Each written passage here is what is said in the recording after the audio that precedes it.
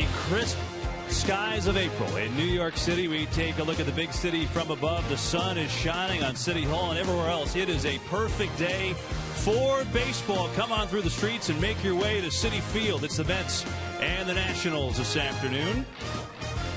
From Citi Field in New York, it's Mets baseball on SNY. Mets and Nationals, the finale of this three-game series this afternoon. Hi, everyone. Welcome to the broadcast. I'm Kevin Burkhardt on the field. Gary and Ronnie will join us in just a moment. So here we are, Game 3 of this three-game opening series, Mets against the Nationals, and Washington has taken the first two games. Now, many believe the Nationals will be a World Series contender, and quite frankly, in the first two games, we've seen why. They've had some great pitching. We saw that from Gio Gonzalez last night. Timely hitting, plenty of that, and also the long ball. Desmond and Gonzalez, the pitcher himself, both going yard last night. So the Nationals have showed a little bit of everything in winning these first two games. For the Mets, they've had some positives too, but also some negatives. 31 strikeouts these first two games. Now, granted, Nationals are a strikeout stat, but 31 strikeouts, that's a record, and that is way too much and something that's got to change. Mets need some offense, and luckily for them, they're getting some today. One of their best hitters is back in the lineup. Daniel Murphy, back from paternity leave. He had a baby boy, Noah, with his wife, Tori. Missed the first two games of the year. Back in the lineup, batting second, playing second, and that's a really good thing today. And what a day to be at a baseball game today. It's just perfect out. It feels beautiful with the sun shining on your face. An April day game. It's just the way baseball should be. And you know, it feels like there were a lot more day games in April back in the day, but you know what? There really weren't. And I wish there were, because there's nothing better than being out here in the sunshine midweek. We bring in Ron Darling from the booth now. And Ron, I don't know about you, but being out here, I guess as a pitcher, it's got to be better than pitching in the cold at night like last night, right? You know what's funny is, I know the economics of the game say they're supposed to spend most of your games at night, but when you think about it, it only makes sense in April. You're going to have weather that it's in the 50s, but during the day, that's a good temperature. You get last night, I left the ballpark. I had to put a big jacket on. It was really cold, so it had to be tough for the ball players. Meanwhile, the weather will be a factor. We know that. And the Mets are hoping that Zach Wheeler will be a factor. Zach had a terrific spring. At 23 years old, we saw a lot of the positives about him last year when he went 7-5 and had an ERA of 3.42. This guy seems like he's ready to break out. And Ronnie, about Wheeler today, making his season debut against the Nationals, what did you like most about what he did this spring? Well, I think there's a real maturity to Zach Wheeler. He really wants to be a great pitcher. And you look at that 17 game starts audition of last season, I think that's going to serve him well this year. His breaking ball was better in spring training. I thought his command of the fastball was better. I think this is his time, like you said, Kevin, to really take off. So Wheeler will get the start today. It was supposed to be Jordan Zimmerman for the Nationals. He's got the flu. So the spot starter is Tanner Roark, the righty with a big curveball. Mets and the Nationals. Mets looking for their first win when we come back.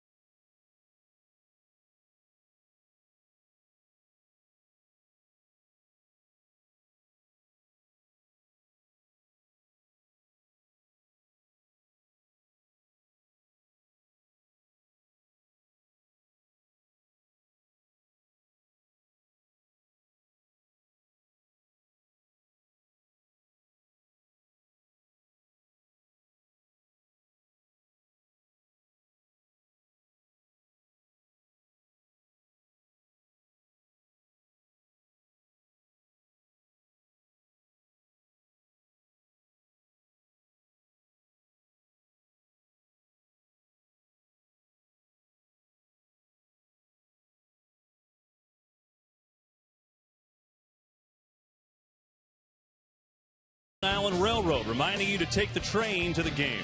By Geico and by Subway. Well, you can get your buy one, get one free Mets ticket for the weekend series against the Reds, courtesy of SNY. Simply follow the Mets on Twitter, @Mets, and SNY, @SNYTV. You can find out how you can take advantage of this special ticket offer.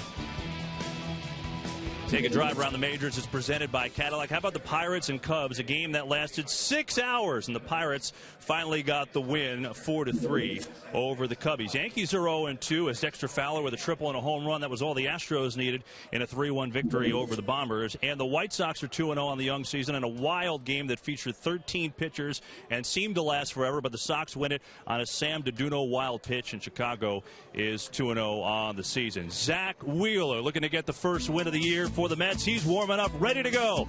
Gary and Ron ready for the call. They've got the first pitch coming up on SNY.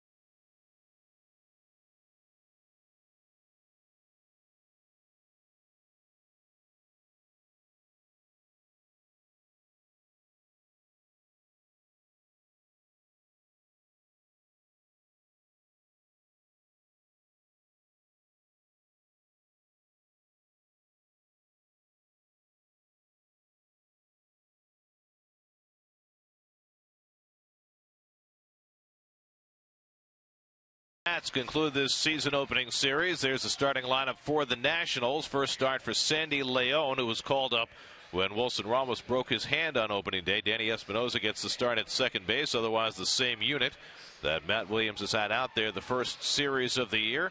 Nats have taken the first 2 of 3, and Zach Wheeler will try and break that scheme today. Well, he had a really strong spring training. He only had one kind of iffy start in 100 innings last year, 7 wins for the young Wheeler. There's a Caesar's numbers there, pitching numbers. And we go to the defense that'll be behind Zach Wheeler this afternoon. You can see Eric Young, Juan Lagares, and Curtis Granderson are in the outfield. Young getting a start. Chris Young hurt. David Wright, Ruben Tejada, Daniel Murphy, and Lucas Duda in the infield. 3 different first basemen in the first 3 days. And Zach Wheeler and Travis d'Arnaud are the battery. Chris Young went on the disabled list today with a tight quad, so Wilmer Flores will stick around for a few more days. He was called up yesterday when Daniel Murphy went on the paternity list, a non-controversial move. It's unbelievable. It really is. And look, this is a discussion that was settled 25 years ago, and for some reason people who haven't decided that it's the 21st century yet decided to make an issue of it. But Murphy took the high road, which was nice, and he celebrated the birth of his son Noah. He stuck around with his wife Tori, who had a C-section on Monday, and all power to him and to everybody who is able to exercise their rights as fathers in 2014.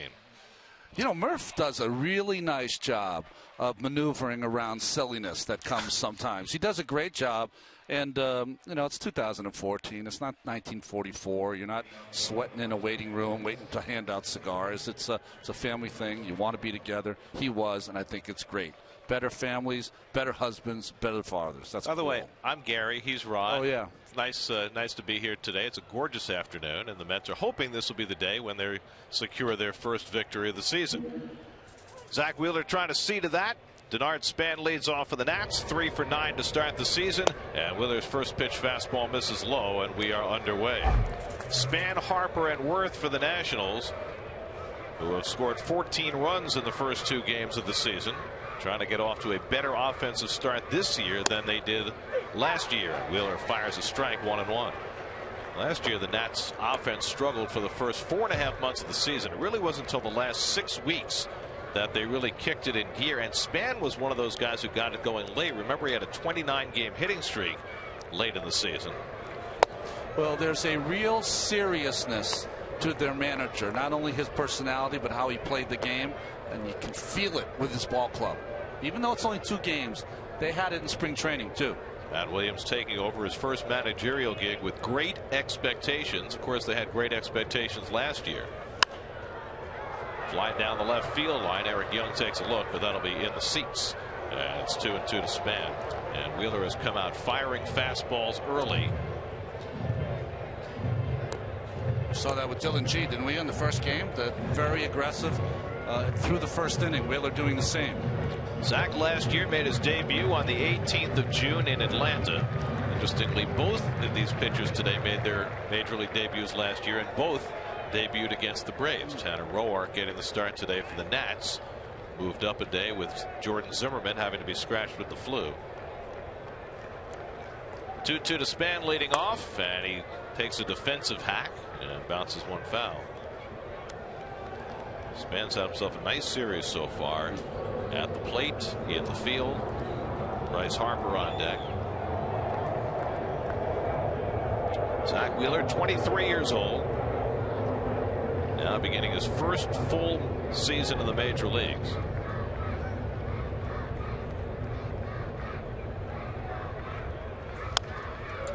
It's real nice, though, Gary, to get that 17-game audition, to get it under your belt. You see a lot of the teams. Of course, you saw all the NL East teams. Really get an idea. You know, all of that unknown is taken out as you go into your first full year. Made 3 starts against the Nats last year, and they got progressively better. His best start against Washington was his last one in September. 7th pitch of this opening at bat to Denard Span. And he throws a changeup outside, 3-2. That pitch is a work in progress for Zach. Just thinking, 90-mile-an-hour changeup. He threw it only 3% of the time last year, and doesn't have nearly as much confidence, or at least hasn't, in that pitch as he's had in his curveball and his slider. Long turn at bat for Span leading off, and he draws the walk. So Wheeler, who averaged over 4 walks per 9 innings last year, and that certainly was of concern, trying to get that number down this year, but he walks the first man he faces this season. I don't know if you can take a better at bat than Denard Span did there. Gets the pitch count up, sees every pitch, so his teammates see it, and works a walk. Well, I thought the 2-2 pitch that he fouled off, that unhittable pitch, just maybe an inch off the corner, that was the one that really kept him in the at-bat. Here's Bryce Harper, 1 for 8 to start the season. He hasn't looked great at the plate. Remember, he got kicked in the head opening day, and I don't know if that has anything to do with it. He's had a bit of a headache, and they continue to do concussion tests each day on Harper to make sure that he has not suffered a concussion, as he fouls off the first pitch fastball. Boy, that was some foul ball off the mask of d'Arnaud. Well, if he needed a wake-up call early on. Whoa. Umpire right to his aid, asking if he's all right. Travis said, yeah, I'm cool. That's what we're paid to do, he says.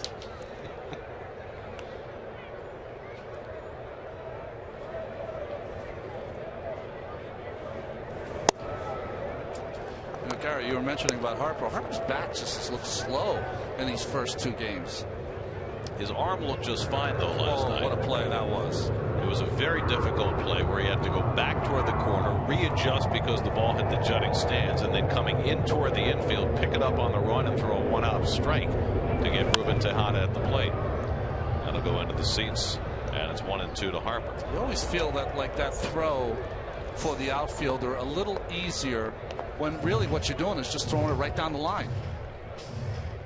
By the way, we spoke during the game about the fact that Tejada didn't slide and about the new collision rules and how that impacts base runners. And Terry Collins was a little annoyed at Ruben after the game because he felt as though Tejada had not really absorbed the message about what the new rules are about home plate collisions. And Harper takes one just off the plate, 2-2. Here's the play last night. Well, what you have to do here, if you're going to be out, you've got to run over the catcher. If you're not going to run over the catcher, then you at least have to slide. And he did neither. The problem is that the runners have been told that you can't go out of your way to hit the catcher. But the rule remains that if the catcher has the ball and is blocking the plate, you can go through him as Wheeler strikes out Harper for the first out of the day. Well, this is a high changeup, 90 miles an hour, just up in the zone. Just fools Harper. Well, nice to see Zach making use of that pitch against the left-hand hitters. He's thrown a couple of them early. So 1 out and 1 on, and Jason Worth coming up. There is one tweak, though, that we discovered today. Now, we were talking last night about the fact that in that situation you can run over the catcher, but the rules seemed to indicate that you couldn't lower your shoulder or extend your arm, and it seems as though there has been an amendment to that if indeed the catcher does have the ball and is blocking the plate, then all bets are off. Yeah. You can do anything you want, just like you used to be able to do in terms of lowering your shoulder and running the guy over. Yeah, it's back to old school if that's the case. Popped up. David Wright with the glasses down. And one hands it for the second out. The idea is that the catcher, before he has the ball, has got to provide the runner with a lane to slide in. And the runner cannot go out of his way, cannot alter his path to hit the catcher. Yeah. That's the gist of what the new rule is. But if the catcher is in front of the plate and does not give you a path and has the ball, all bets are off. When you say in front of the plate, you mean blocking access to the plate. Blocking. There's no place for him to go here. When he catches the ball, his vision is there's no place for me to slide. So he could have went through him there.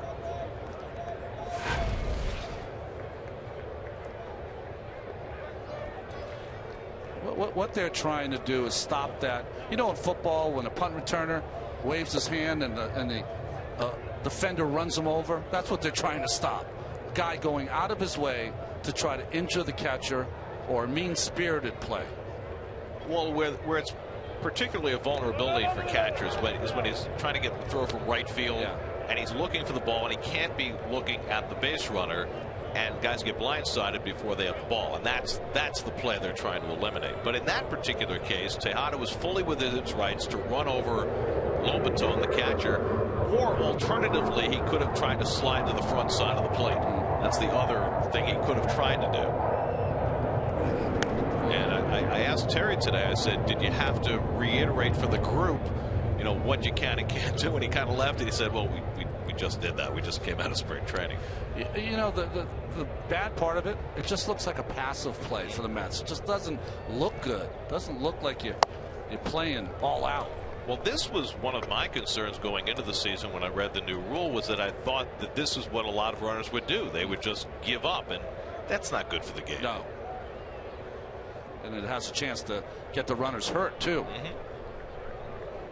Adam LaRoche, 2 for 8 with a home run. Takes the fastball high, and Wheeler behind 2-0. LaRoche swinging the bat very well early through these first 2 games. A long home run on opening day and then opposite field double into the left field corner yesterday. Span at first and 2 out.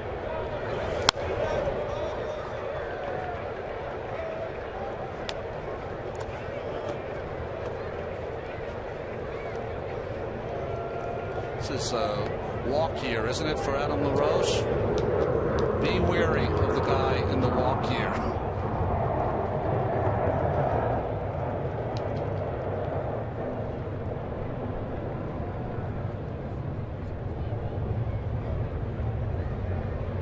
Span had 20 steals last year. LaRoche fouls off the fastball 2-2. Well, what's interesting about this from the Nats' perspective is LaRoche is scheduled to walk at the end of the year. You've got Ryan Zimmerman on the other side of the diamond, who clearly is struggling as much as he ever has with his throwing, and they're already talking about moving him to first, and that's one of the decisions Mike Rizzo, the Nats general manager, is going to have to figure out along with Matt Williams, because if the Nats are in the race, which you assume they're going to be, Zimmerman could be a liability at third. And that's it for a call strike 3 as Wheeler again goes to the changeup, gets a couple of strikeouts with the off-speed pitch in the opening inning. A little sneak attack by Wheeler. No score in the first.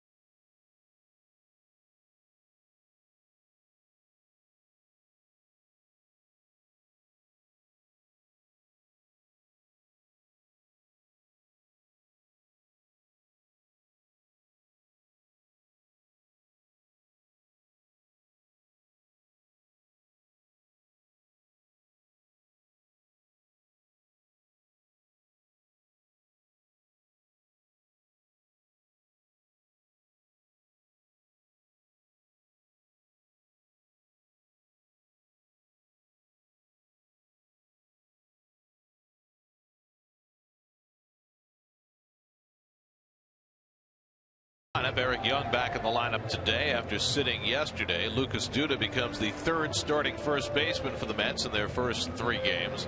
Juan Lagares, the hottest hitter in the lineup, now will hit 6th in this afternoon's unit as the Mets go up against Tanner Roark, who was pushed up a day with illness befalling Jordan Zimmerman. Yeah, Jordan Zimmerman has the flu bug, which has affected a lot of the Mets players, and it seems like it's gotten into the Washington Nationals clubhouse also. No one could have done any better than Tanner Roark did last year. 7-1 at low ERA. He won that spot in the rotation in spring training. Beat out Tyler Jordan for the last spot.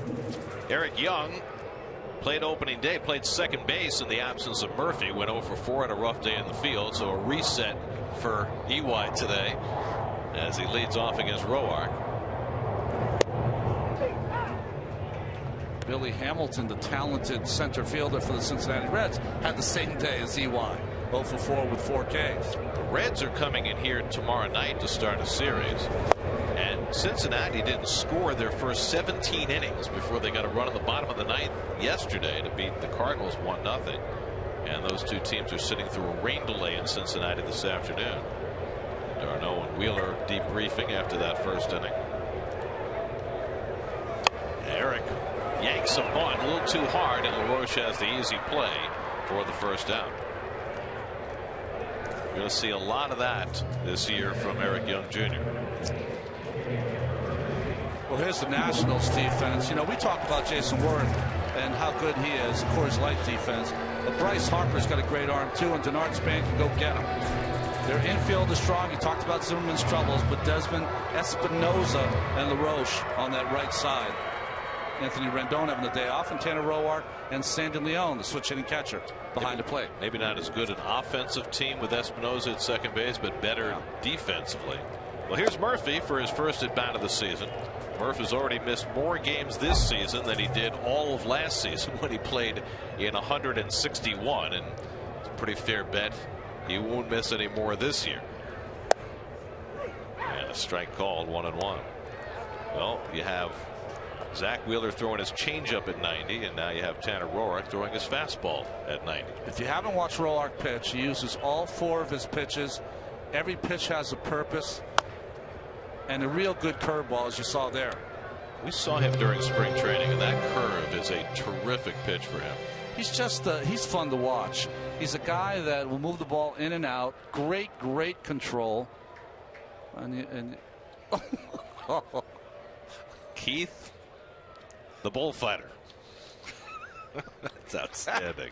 Murph drives one foul deep to the right field corner. See, even when Keith's not here, he's here. You know. Well, he said it was an off day. Yeah, he figured since it was his off day, everyone's got to be off. Well, clearly he's not off. He's in battle. That is hilarious. 27-year-old Tanner Roark deals the 1-2 to Murphy, and he drives a base hit. So Murph's batting 1,000. First at bat, first hit. He had 188 of them last year. Well, this one's for Torrey and Noah, right? Little changeup. Well, maybe a fastball inside, but it drifts back over the middle of the plate. Beautiful swing there by Murph. So the Mets, who managed just 3 hits last night, have their first hit of this game. And here's David Wright.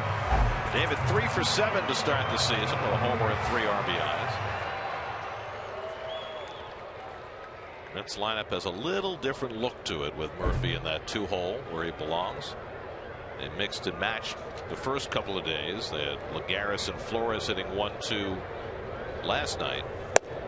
And Wright takes a fastball strike. The Mets saw Roark last year, 1 relief outing and 1 start. He made 9 relief outings and then 5 starts in September, and he was tremendous.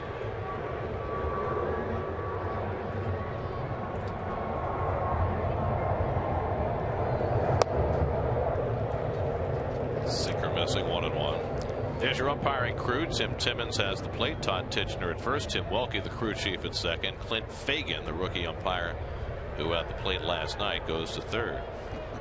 Our best wishes to Tim McClellan, who we found out today is going to miss the season because of a back injury.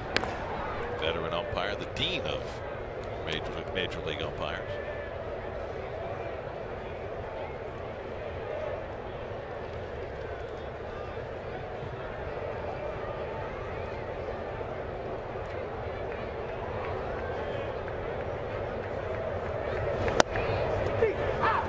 Outside corner, 1-2. That's a pitch you don't see very often. That's that changeup from a right-hander to the right-handed batter. He starts a little off the plate and it drifts back over the outside corner. Kind of like a 2-seam action from a changeup.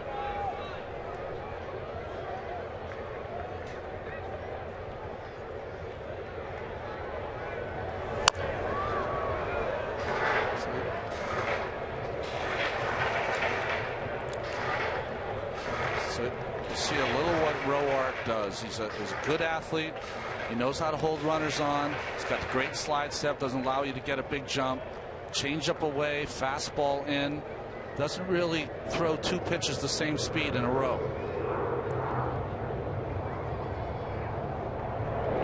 Murphy, who is not a speed burner by any means, really upped his game in terms of the stolen bases last year. 23 steals. He was only caught 3 times.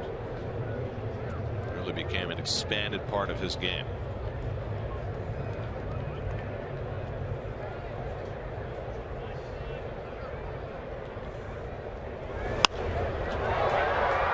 Lunging for it, pops it up into shallow center. Span battling the sun, and it drops. And Murphy's safe at second. Well, Span had trouble with it from the moment it went up and just was never able to find it in that cloudless sky. Remember on opening day when I was mentioning that Curtis Granderson came over to help center fielder Lagares? Well, no help here for Denard Span. Lost it, puts his hands up, hoping for a little help. Desmond tried to come in from shortstop and give him a hand, but nothing you can do there.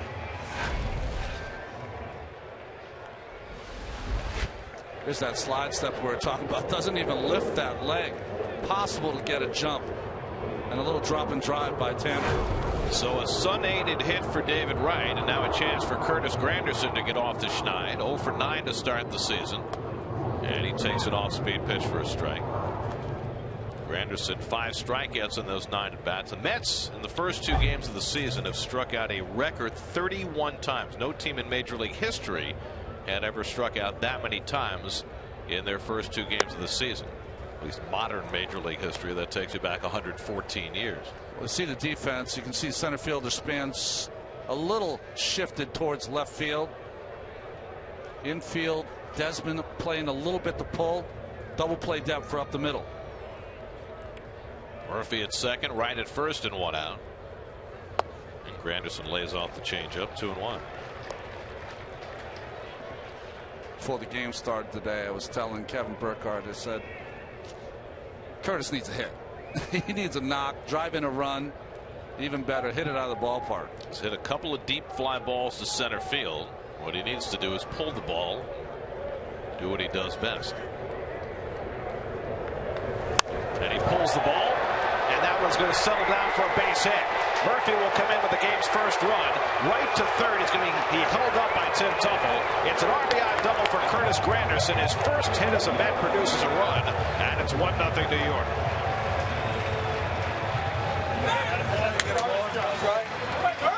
So the Mets taking advantage of the sun-aided hit, and Granderson comes through. Well, if you heard a real collective breath taken there by Granderson, little changeup away, just hooks it off the end of the bat. He's got enough power to dump it into the corner.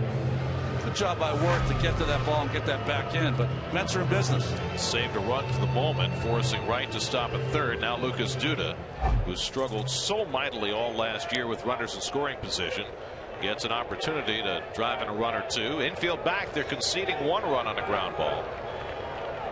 Duda 0 for 3 to start the year, and he takes inside and trickles just a foot away from Leon. 1-0. So Matt Williams already behind in the game, not going to force the issue here. He's watched his offense the last couple of days. He had a situation on opening day where he brought the infield in with runners at second and third, but it's something you don't like to do, because a base hit through that drawn in infield can produce 2 runs in a hurry. And Duda cranks one down the right field line, headed toward the corner. Foul ball. Duda getting a little bit out in front. Again, another changeup from Roark, who that's the majority of his pitches have been changeups. Usually when you watch him play, throws a little more heat. Roark did not find out he was pitching this ball game until he got to the ballpark today. Just a little early for Duda. Nationals play their home opener tomorrow against the Braves, and Roark was scheduled to pitch that game. They're hoping Zimmerman can go tomorrow. If Zimmerman can't, they have no idea who's going to pitch that game. They might hold back Stammen and Detweiler out of the game today in case he can't pitch. Detweiler can make the start. 1-1 to Duda. Fisted foul. Well, I mean, Detweiler has been a starter through most of his career and can certainly go out and give them some length, but he's not going to go 7 innings. So they'll have to pace together their opening day start if that's the case. But their hope is that Zimmerman will be able to take the ball. Now Roark needing a strikeout ahead 1-2. Not a big time strikeout pitcher. And Duda fouls him away.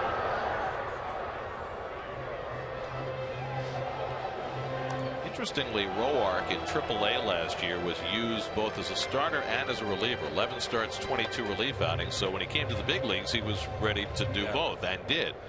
First worked out of the pen, mostly as a long guy, and then made 5 starts at the end of the year and earned himself a spot in the rotation this spring.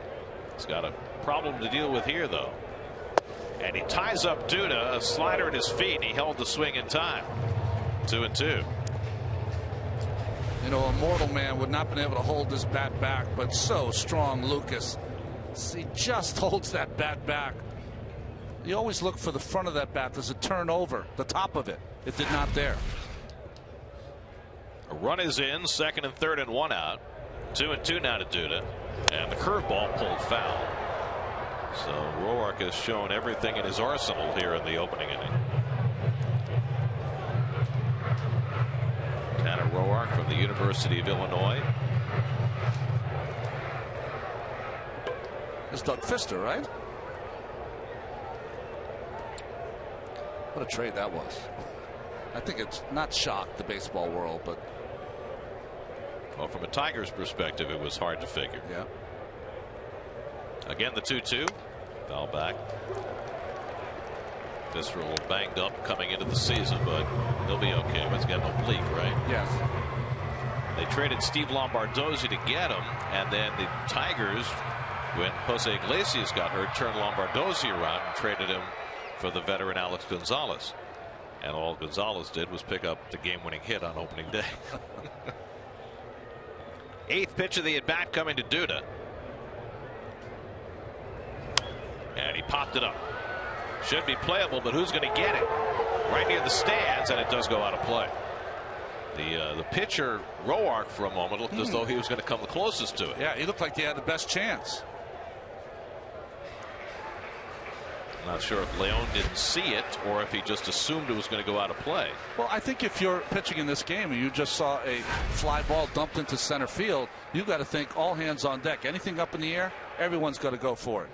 This is a common thing that they do now. If a pitcher runs at all, they go out and give him a rest. Don't get it, but that's how it goes. I think this is also Desmond taking charge a little bit. I mean, he's really taken over that role on this team.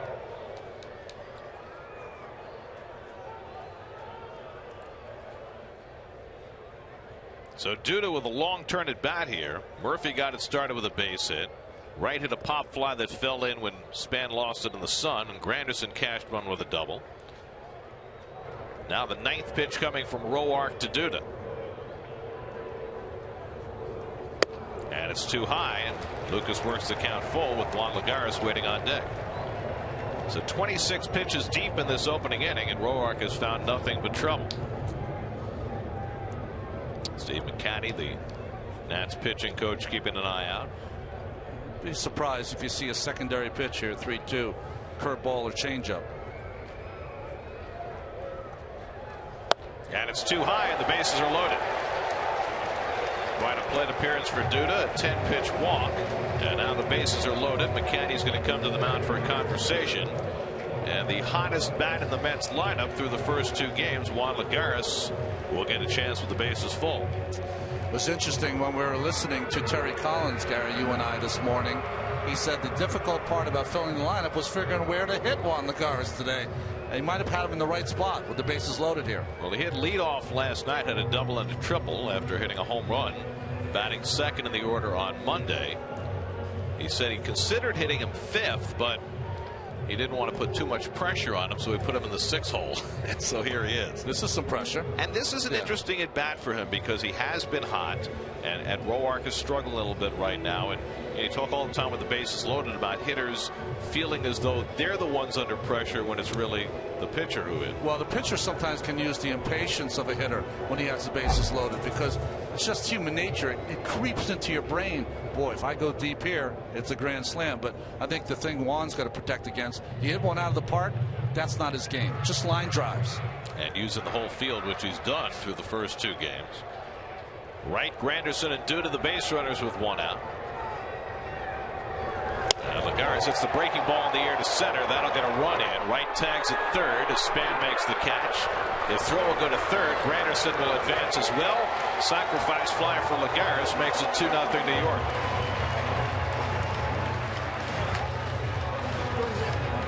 This was all real good. Lagares getting a pitch on the outside part, breaking pitch that he handles. So he gets the ball in the air and gets the sac fly.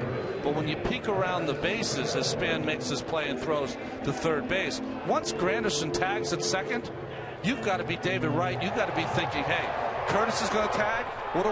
I got to hustle in case there's a play at third. Takes a look, and that's as hard as he can go. Smart play. Watch him peek. He'll see Curtis. He'll say, oh, he's tagging up also. Is he coming? He looks over his shoulder, sees he is, and says, got to get on my horse. And even Duda tagged up just in case that throw went to third. He might have been able to take the extra base. So nicely done all the way around. Now runners at the corners with 2 down, and Travis d'Arnaud, the batter, and takes a slider for a strike. d'Arnaud 0 for 6 to start the year. So the Mets have cashed a pair in the opening inning. They got 3 in the first inning on Monday when Andrew Brown got off the mark with a 3-run homer.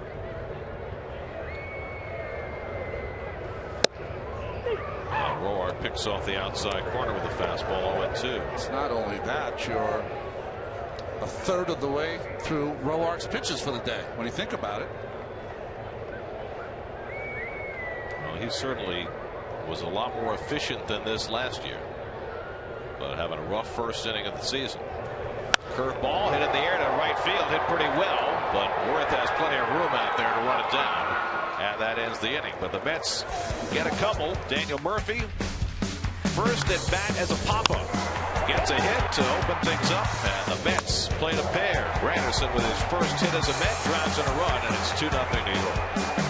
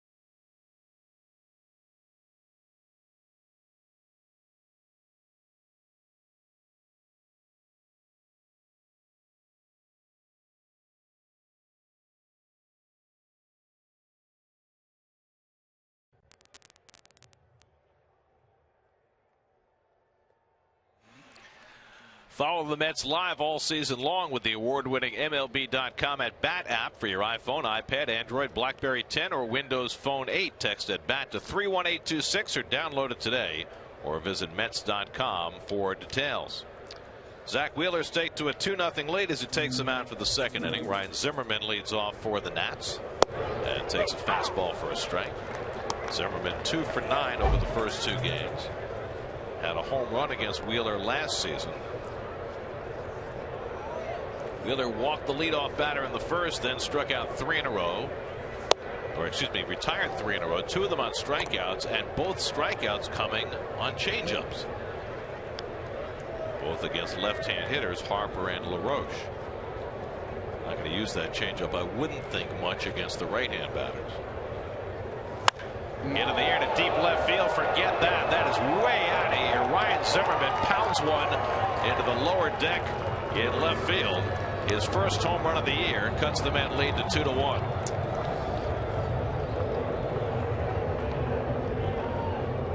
So Zimmerman's first home run, his first RBI, after hitting 26 home runs a year ago. Did anyone tell the Nats that this is a big ballpark?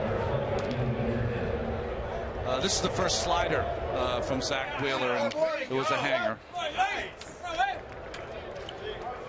Fifth home run for Washington in this series. So stayed right in the middle of the plate. Whew.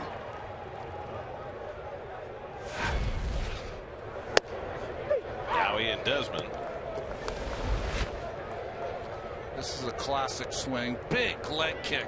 Gets the foot down and contact right in front of the plate. Doesn't get much smoother than that.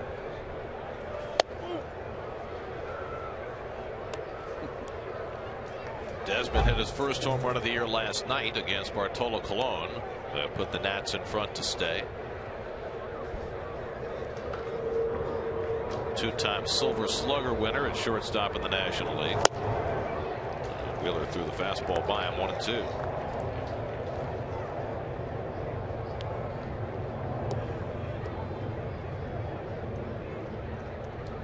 Always feels good to get your first one out of the way. Do you know this is his 9th season? Amazing, right?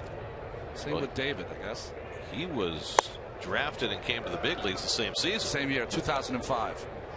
In fact, they envisioned at some point that maybe they were going to use him as a shortstop. Played a couple of games in 2005 there.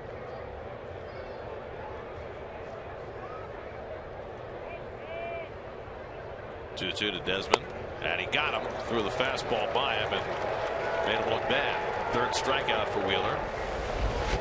It's almost like Desmond couldn't time this fastball because it is right by him. Beats him to the glove. Well, you know, Wright and Zimmerman and Kadire and all, they had to play other positions, right? They couldn't all play third base. Right. They all played together. I guess Kadire was a little older, but the Upton brothers were on that same team. I think a lot of those guys grew up, though, in their younger years playing shortstop. I mean, Mark Reynolds was also in that group from Virginia. They all seemed to play third base at one time or another. There must have been a lot of teams in that area with the kids going home crying. After getting a beat down. How about the kids who got cut? That's right. They couldn't keep up. Danny Espinosa getting his first start of the year. Espinosa last year had a lost season. Got sent to the minor leagues after hitting just 158 in the big leagues, and then in AAA he hit just 216. So he just never got it going, but won a job this spring as a backup. And there will be some days with the Nats this year where they'll play Rendon at third and Zimmerman at first against a left-hander, and Espinosa will get some time. He also can play shortstop. He really has taken over the Steve Lombardozzi role on his team. I don't know if they're going to use him in the outfield the way they use Lombardozzi, but they really don't need that because they've got Nate McLeod and Scott Hairston as backup outfielders. 2-1 from Wheeler, and tried to stop the swing and did on the high fastball. 3-1. You know, some people are asking me this winter, you know, a lot of teams had some shortstop issues. I said someone should go trade for Espinosa, put him at shortstop, let him play every day. You know, a few years ago I might have said that Espinosa was a better shortstop than Desmond. I'm not sure that's true anymore because Desmond has really improved. Driven to the gap in left center field, and that ball is off the fence on the fly. Lagares gets it in as quick as he can, but not in time to stop Espinosa from pulling in with a double. Second extra base hit of the inning. Well, this is the thing that they've talked about Espinosa and why he won a job, that he has been doing a much better job of hitting the ball the opposite way. He got, especially left-handed, really just pull happy. And those days are gone, he hopes. Well, you remember when he first came up, Espinosa had that game against the Mets where he hit home runs from both sides of the plate, drove in 6 runs. He's not a big guy, but he's got a lot of power. And sometimes little guys with some power can fall in love with that power. That's right. Here's Sandy Leon, who was called up when Wilson Ramos went on the disabled list, broke his left hand on opening day. Leon has had 31 big league at bats over the last 2 years. Not much of a hitter. As you saw from that graphic, last year in Double-A hit 177. more as a strong arm catcher who can cut down the running game. But he's a switch hitter, making the Nats maybe the only team in baseball with 2 switch hitting catchers now, with Leon and Jose Lobaton, who started last night. Now the Mets have started 3 different first basemen in their first 3 games of the year. The Nats are starting their 3rd different catcher in the first 3 games of the year. Best laid plans and all that stuff, right? Yeah.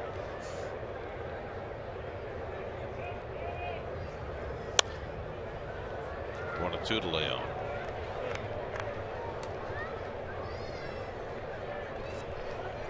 There you go. First time since the 2011 Diamondbacks, but also hidden in that, and I just realized this, the Mets have also started 3 different second basemen the first 3 games. Eric Young, Flores yesterday, and then Murphy today. A friend of mine said it's a polycephalus platoon at first base. Many headed. Polycephalus. It's an Ivy League word. That's right. Just trying to show off someone, not me. My buddy. Polycephalus, that's like it's like an octopus? It's like a hydra. That's right. Octopus only has 1 head.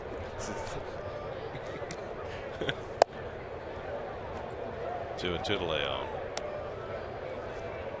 Well, last year, in his last 8 starts, Zach Wheeler allowed exactly 1 extra base hit to a left-hand batter, and now in the 2nd inning, he's allowed another.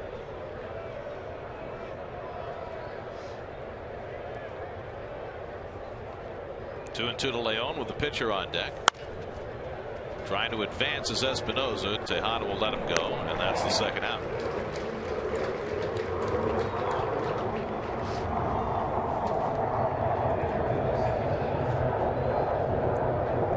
So Leon is retired, 2 away. Now Roark, who had a little bit of success in his brief tenure at the plate last year, 4 hits and 14 at bats. That's a .286 batting average. Small sample size. about as small as you can get.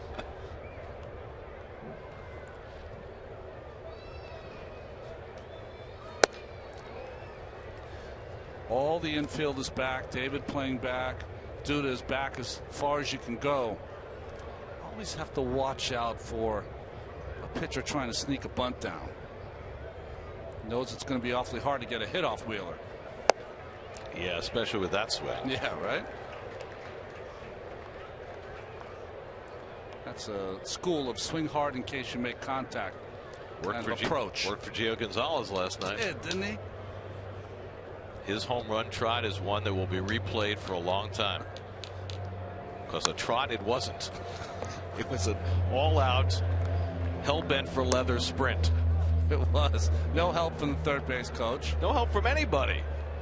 Until Travis d'Arnaud, the last 20 feet, told him to slow down. He was ready to slide. He thought he was trying to beat out an inside the park home run when the third base coach waved him around.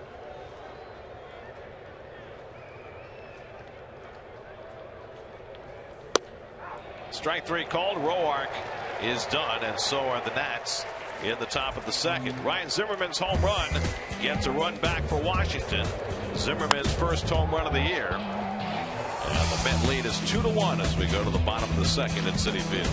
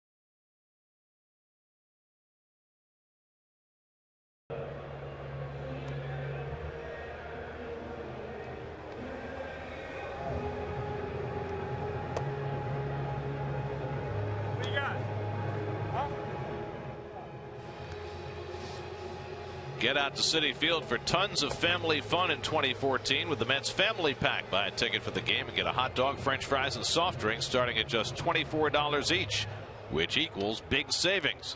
Get to Mets.com/family packs for tickets. Bright sunny day in New York, 57 degrees. If you're sitting in the sun, today is perfection in the ballpark. Not much of a breeze. A little cool in the shade. Light jacket will do. I was cold last night when we left the ballpark. I don't realize what the temperature is like in this booth here with all the lights. Ruben Tejada leads off the home second. Mets with a 2-1 lead. Tejada 2 for 6 to start the season. It'll be Tejada, Wheeler, and Young. 8, 9, and 1 in the order in the second against Tanner Roark, who threw 31 pitches in the first inning. Gave up 3 hits and a walk. That produced 2 runs. A little unfortunate. One of those hits, a pop fly that Denard Span lost in the sun. To David Wright's benefit. Tejada gets out of the way, 1-1. I saw a very interesting stat on Tanner Roark, and I'm not sure exactly what it means, Ronnie. Maybe you can help me interpret it. He pitched about 54 innings last year. So he didn't qualify for the ERA title or anything, but among pitchers who worked at least 50 innings last year. As Tejada has himself another base hit. On the breaking ball. And the Mets have their 4th hit off Roark. So Tejada off to a good start. And now Wheeler will come up to try and bunt him over. But among all pitchers in baseball who threw at least 50 innings, Roark had the most pitches in the strike zone that were taken. The lowest percentage of swings on balls in the strike zone. So what does that mean exactly? Well, it's a combination of a couple things, Gary. One, he is a new pitcher, so no one's seen him. So everyone wants to see a pitch off him. Nice job by Zach. Picture perfect, textbook. 1-4 on the sacrifice. Moving Tejada over, 1 away. Bartolo right now is watching the tape of that bunting style right there by Wheeler. Well, he kept his full body in. Yeah, I mean, he's right there. He's got the bat covered. He's got the nice bend in the knees and just deadens it. You want to clip it off almost the end of the bat because that'll deaden it. The other thing you can do is with your fingers hold the bat really loosely. That way, when it hits, it'll go back in your hand and it'll deaden the baseball. Very nice. I was saying no one had seen him, so there's a lot of pitches taken by him to start the at bat because you want to see how hard he's throwing this or that. But it really speaks to his talent of being able to set up hitters. And you talked also about that changeup to the right-hand batters that you don't see very much. The ball that works its way back across the plate on the outside. I mean, how can you swing at that pitch? You don't think it's going to be a strike, and then it is. It's a pitch that right-handers just don't see, so they don't react to it. Eric Young tried to bunt for a hit his first time up. And he flies one to shallow center. Span appears to see this one. And that's the second out. So no trouble that time for Span.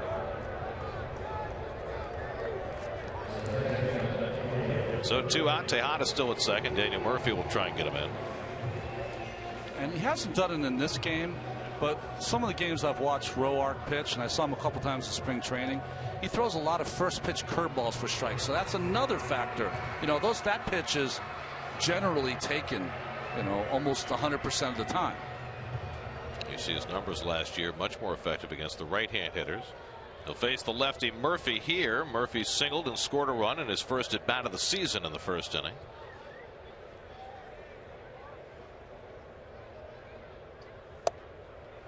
Daniel is bound and determined to look at some more pitches this year, draw a few more walks, get his on-base percentage up. He hit .286 last year, but the on-base percentage was only .319. And he figures another walk a week will serve him well. Loops that one on the left side, and Zimmerman right there to grab it. That retires the side. Leadoff hit. The Mets strand Tejada. 2-1 New York after 2.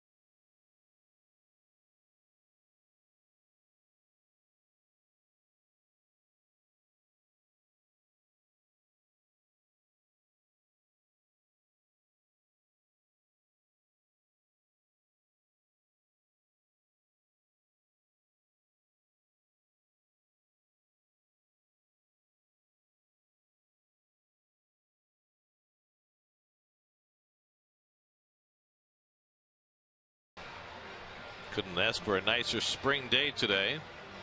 Perfect day for an afternoon game. Your Verizon trivia question for today: since 1950, which player has hit the most triples in a season? Since 1950. Huh.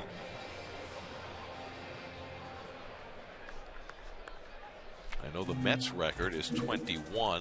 That was Lance Johnson. Lance Johnson used to hit that ground ball down the first base line. And run like heck.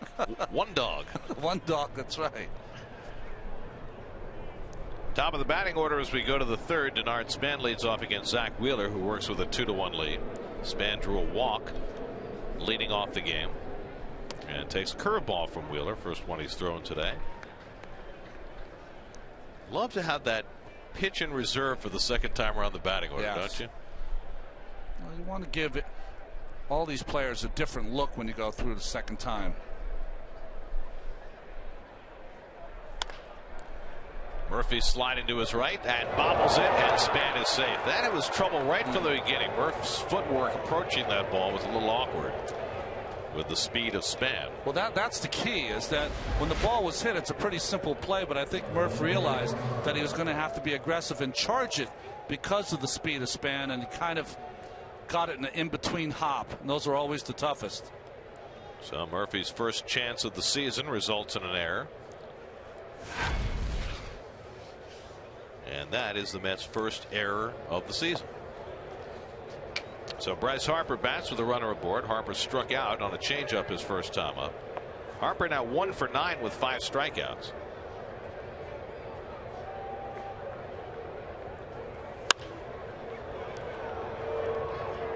Well, Harper batting. Here's what happened when the Mets faced Harper in spring training. And if you didn't see it the first time, look at that. Backwards between the legs. The only thing lacking in our broadcast that day was Sweet Georgia Brown while he was making that play. Meadowlark Lemon couldn't have done it any better. I don't know. I think that was more of a Curly Neal play. Yeah. Maybe Marcus Haynes. There you go. Well, Murphy had one in a regular season game a couple of years ago where he threw one behind his back. Was he playing first base that day? Yeah. Behind the back to the pitcher. He's got good sleight of hand. Just you know, you don't want to be fumbling them when you're changing the diapers, no. Which, you know, Murph's going to get the hang of over the next couple of years. Hasn't had a whole lot of sleep the last few days. Noah was born on Monday. Murph flew back to New York last night.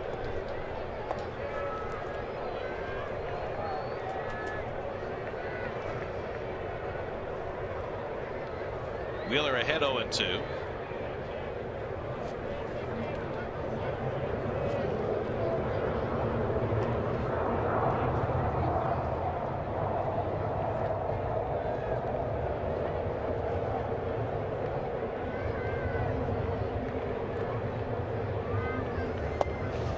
Yeah, the slider misses 1-2.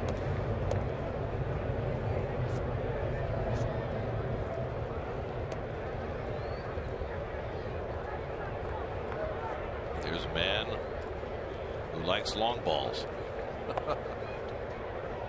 Nobody hit him longer and higher than Dave Kingman. Just making contact the rest of the time, it was a problem. And Harper out on strikes. Wheeler blows him away for the second time. 5 strikeouts for Zach. It's almost like Harper can't believe he keeps swinging through these pitches, but he is. His bat just seems a little slow right now.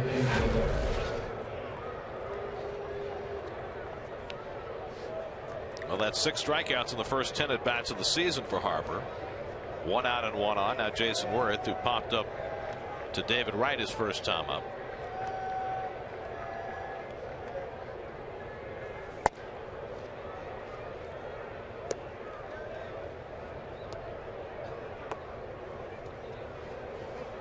Denard Span is getting a huge lead at first base. You saw the Mets were in Montreal. This is a right foot on the carpet lead.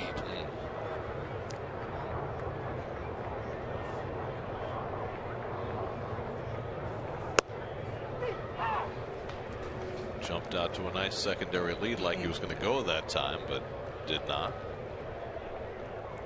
Well, that's the problem with being a leadoff guy in front of all this power. You know, you got to almost be 100% because these guys can knock it out of the park at any time. Low throw.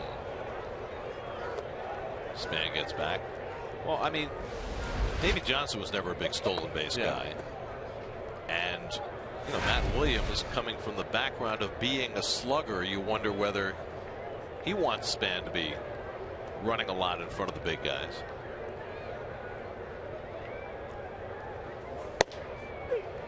Letter high strike, 1-2.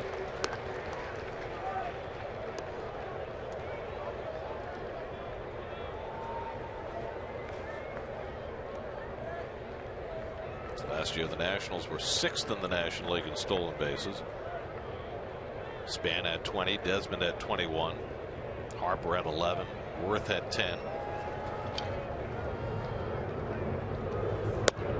Slider on the outside corner, and Worth is caught looking. It was a fastball. It's a nice life to it. 6 strikeouts. Boy, just pure on that outside part of the strike zone. See how he wraps the ball behind him. Probably the opposite of we saw with Bartolo Colon, who throws it right from his ear. And then 95 on the outside part, enough to get Worth out. So Wheeler racking up the strikeouts in the early part of this game. 2 outs, Span still at first, and now LaRoche, who went down looking his first time up.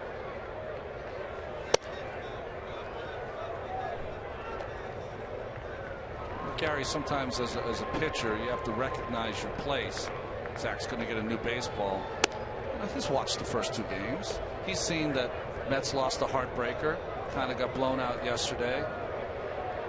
You know that there's some pressure on it to go out there and get the team the first victory. Best way to do that, put up some shutout innings.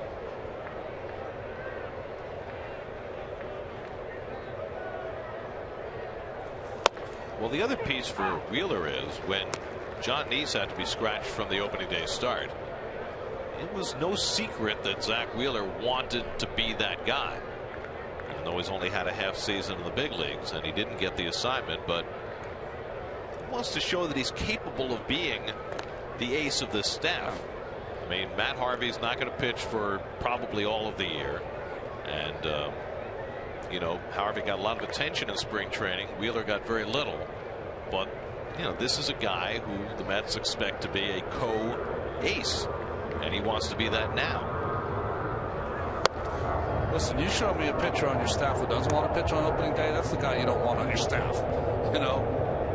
And I think you're right, Gary. I think he wants to make that next move. I think watching Harvey and all the good things that can come your way when you are on a top pitcher in this town. Get thirsty for that. This is with the curveball, and he falls behind LaRoche 3-1. Ryan Zimmerman, who homered his first time up, is on deck. Dangerous spot here for Wheeler.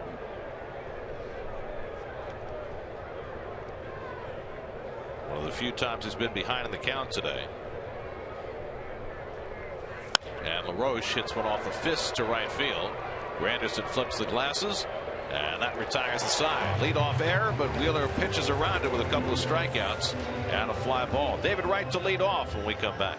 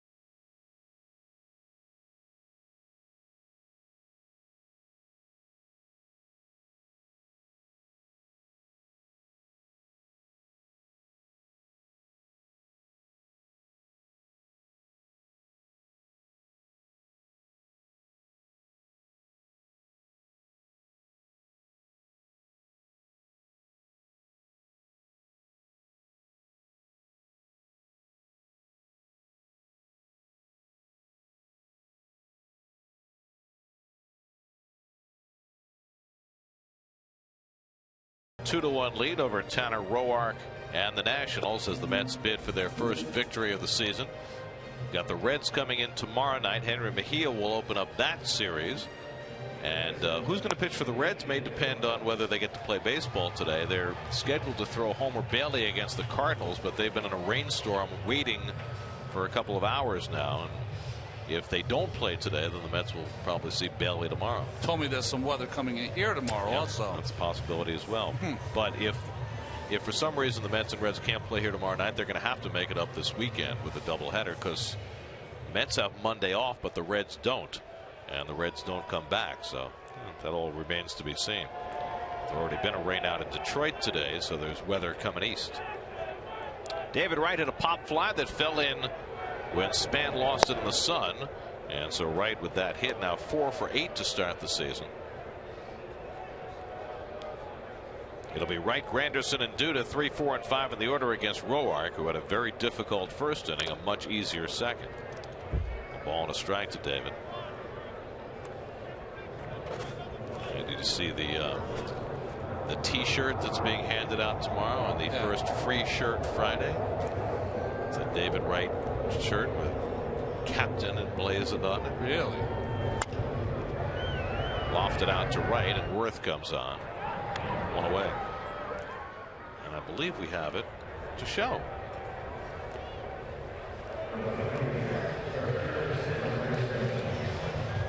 Captain Wright. Very nice.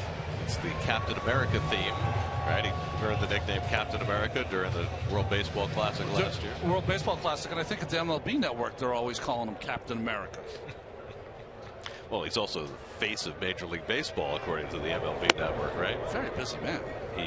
He barely edged out Eric Sogard for that title. That's right. So, you know, take that with a grain of salt. 2-0 to Granderson, who got off the schneid and got his first hit as a Met, a double to drive and a run in the first inning. And he gets under this one. Shallow center field. Span looking up into the sun and makes the grab. 2 out.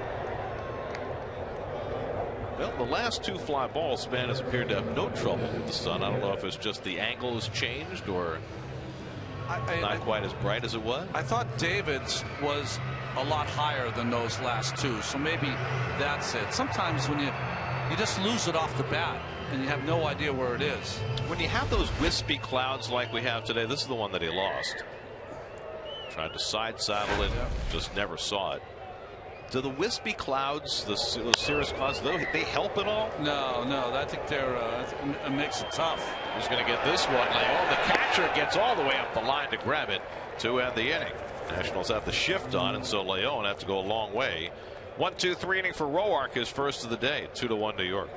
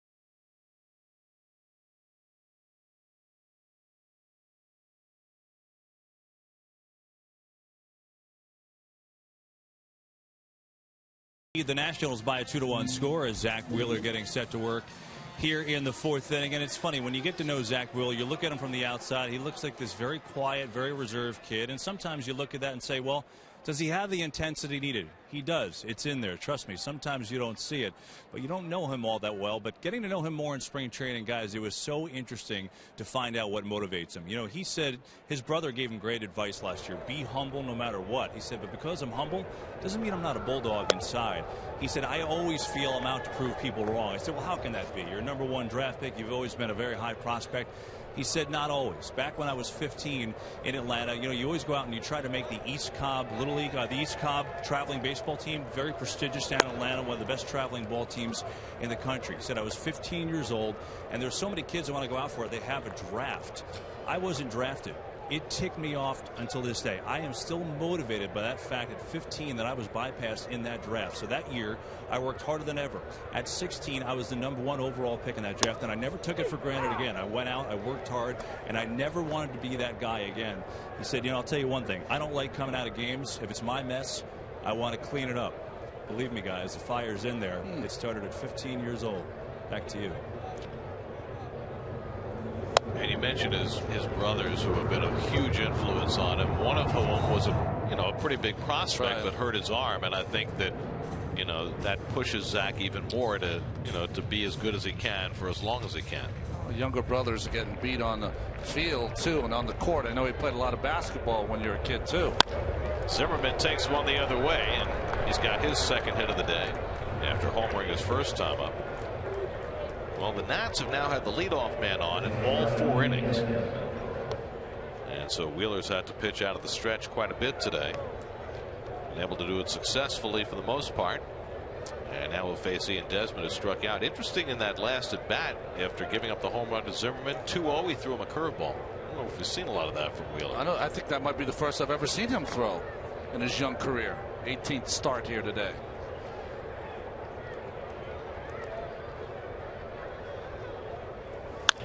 Double play ball if they hurry. Murphy with the flip. Tejada with the turn. 4-6-3 double play. First one the Mets have turned this season.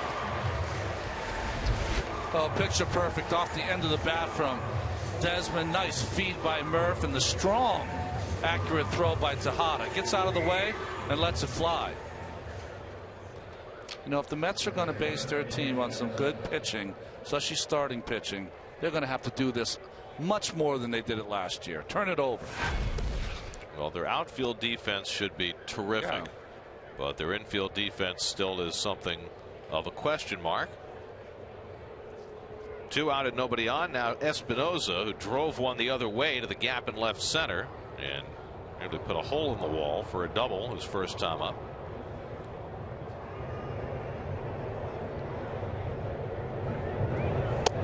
And the first pitch curveball misses. Well, I think a lot of it, Gary, what Kevin was talking about, it's 2 outs here, but Matt Harvey is such a big personality, that anyone would shrink in comparison when you stand next to him. But certainly Wheeler's talent just resounding. Well, how about this? Because personality-wise, I know last year I made the comparison between Harvey and Seaver, because Seaver was the same kind of big personality. It's okay to be Kuzma. Well, that I was more like Kuzma than Tom Seaver. I didn't honestly have that kind of personality or that uber confidence that just radiates. I didn't. But having been around Jerry Kuzma, I mean, he's a very, fun-loving, kind of a genial guy off the field, but he had raging fire when he took the mound. Well, I always had the raging fire. I don't think I was anyone would ever describe me as affable off the field.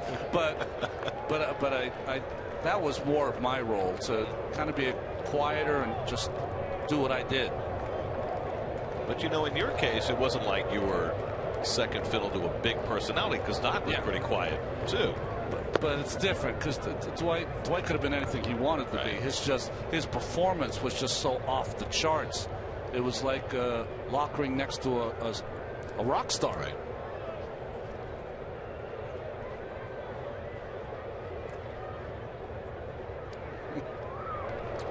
for people who aren't old enough, it's hard to describe for them what those nights were like when Doc took the mound at Shea. Espinosa hits another one out to left center. This one will be playable for Lagares, and he runs it down to end the inning. So Wheeler continues to thrive. He's got himself a 2-1 lead as we go to the bottom of the fourth.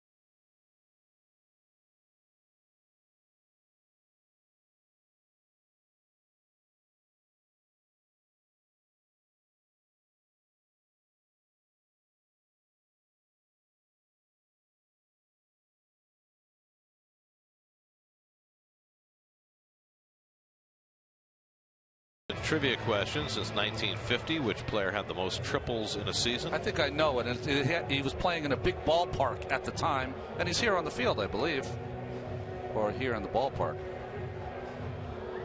Yeah. How about that? Yeah. I did not know that. I remember he had that big year with triples, because I think the year after is when he hit over 30. 30 home runs. Yes, 30 home runs, sorry. And Detroit is just a fantastic ballpark if you're going to hit triples. Now, in 07, had they moved the fences in yet, or were they still the cavernous original dimensions there? I don't know that. While Lagares leading off in the home fourth. And thinks about a bunt, bringing Zimmerman in from third. Well, he had 23 triples that year. He had 13 the next year. And it was a year after that he first had his 30 home run season in 09. Lagares floats one into shallow right. Long run for Worth or Espinosa, and it falls. And Lagares will get to second because he was running hard all the way. So a pop fly double for Lagares as his fine start to the season continues. Well, you got to get some breaks every once in a while. Great hustle there by Espinosa. Doesn't get a better right fielder than Jason Worth, but he can't get there, and he pulled up. He probably had the best shot at it. And this is all you see from Juan day in and day out is the hustle. Boy, I enjoy watching him play. 5 for 9 with 4 extra base hits to start the season. It's exactly what the Mets were hoping for. If he can hit, certainly not 556 all year, but if he can hit at all, he's an everyday player. We'll take 556, but yeah, you just can't count on that lasting all year. Here's d'Arnaud, who would settle for his first hit of the season right here, and takes up and in for ball one. Travis flied to right his first time up. Now 0 for 7 to start the season, and you know, with his struggles when he came up last year and his rough spring training, you know, he needs something in a hurry because you don't want it weighing on him.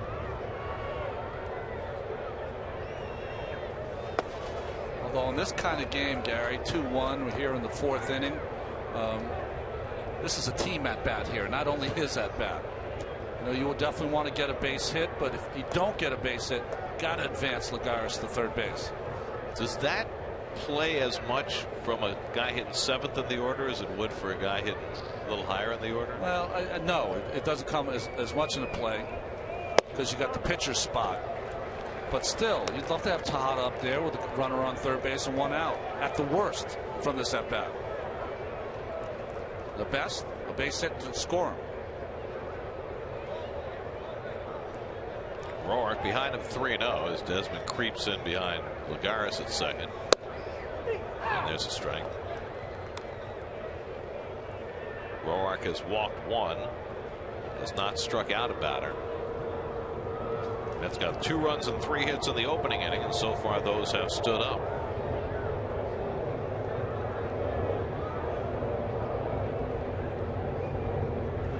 And Arno pulls one foul.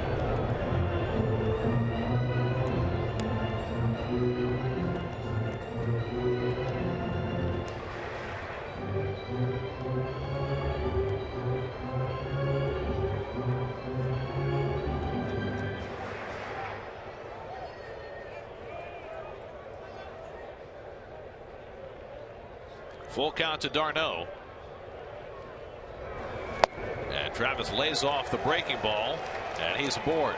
Second walk given up by Roark, and the Mets have the first 2 men on in the 4th.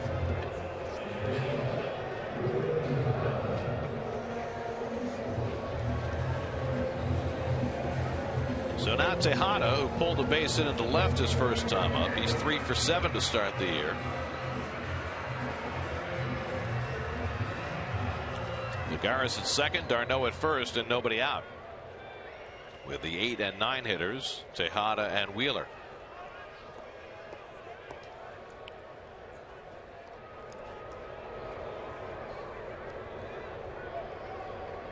Now, Terry experimented with hitting the pitcher 8th during spring training. This would be a perfect spot to have the pitcher hitting 8th. The difference is that the guys in front of the pitcher in the 6 and 7 holes, well, they make it less to hit. Yeah. That's why it's hard to imagine anybody doing that on a regular basis. Breaking ball hit out to right. Worth comes on to get it. 1 out. So Tejada first pitch swinging. It's a soft fly ball for the first out. It's got to be one of the scouts, right? With the pitch count. Or the pitching coach. No, pitching coach. Well, Mel Stottlemyre used to do that. It's almost unnecessary now because pitch count is kept in the ballpark and it's posted everywhere for the fans to see. When I led the league in walks, I kiddingly asked Mel if I could bribe him to miss a few pitches here and there to keep me in the game. Here's Wheeler, who sacrifices first time up, and the Nats look for the bunt. There's the pitch count posted on the ribbon board. You know, it's amazing how the world has changed. 20 years ago, David Cohn pitched a game for the Mets, and he threw something like 160 pitches. Yeah. Buddy Harrelson was the manager at the time, and there was a bit of a stink afterward, people questioning about why you left him in to throw so many pitches. And the reaction to that was, as Wheeler trying to poke one toward Zimmerman fouls it off. The reaction to that was that for several years afterward, the Mets would never announce how many pitches a pitcher had thrown. Really? They wanted to keep it a secret. Now everybody in the world knows how many pitches every pitcher has thrown. It's on the board, as we showed. Attitudes can change in a short period of time. Kind of like about paternity leave. That's exactly right. 1-1 to Wheeler.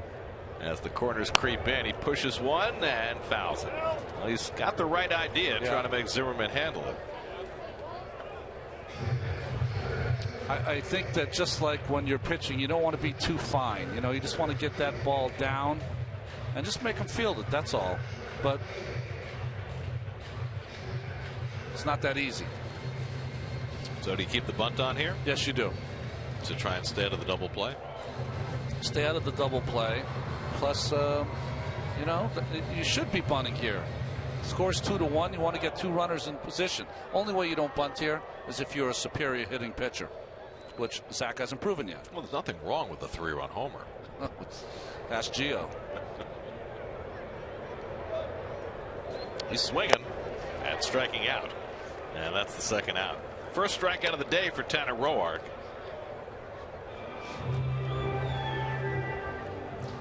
So now 2 out and 2 on. It's left to Eric Young. Eric today is trying to bunt his way on and flight out to center. 0 for 2.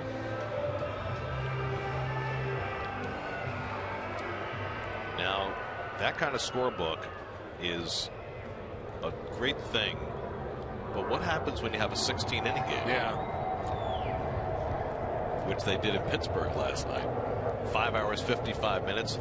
I couldn't believe this. The longest game time in Pittsburgh Pirates history. Wow. It's slow, and they've been around for, 130 years. Young grounds out, and Roark gets himself out of a jam in the 4th. Mets had the first 2 on. They don't score. It stays 2-1.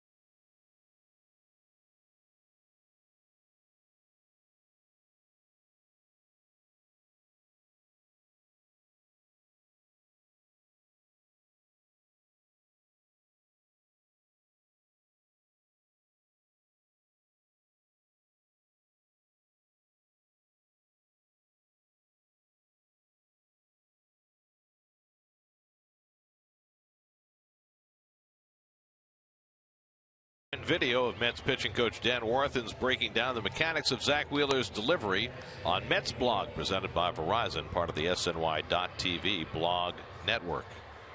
A lot of action out on the wiffle ball field. Not only hitting, but good instruction as well. See, that's perfect coaching. Nice. How about that? I like going the other way, staying inside the baseball. He didn't know how to hold a bat correctly, though. That was his only issue starting. He had Ty Cobb working. He was going right for the 5.5 hole. That's right. Tony Gwynn's favorite spot.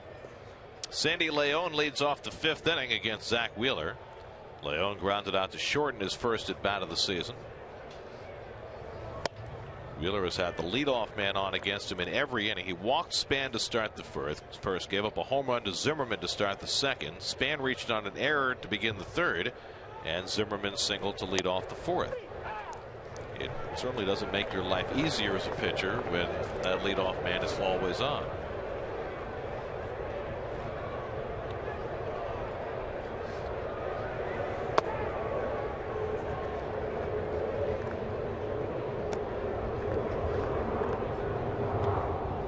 Pitcher Roark is on deck, and then Span here in the 5th. And Wheeler behind on the number 8 hitter, 3-1. Some days it doesn't matter what you do. Yeah. You just can't get that first guy out.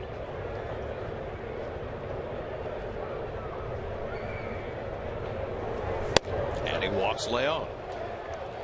Second walk issued by Wheeler. Let's check in with Kevin. You know, guys, here we are opening week, and the field right here has looked tremendous. Considering the winter that we've had here in the Northeast, it's a pretty great job by Bill Deacon and the grounds crew. And I wanted to get some info about how exactly they made it look like this when it was snowing and freezing every other day. Well, first of all, what they did is they brought in 10 tons of new material, and you see all these machines come in and they mix it up, and then they have to press it back down, and then they laser grade it. They have this laser machine that comes out and they make sure it's graded all evenly.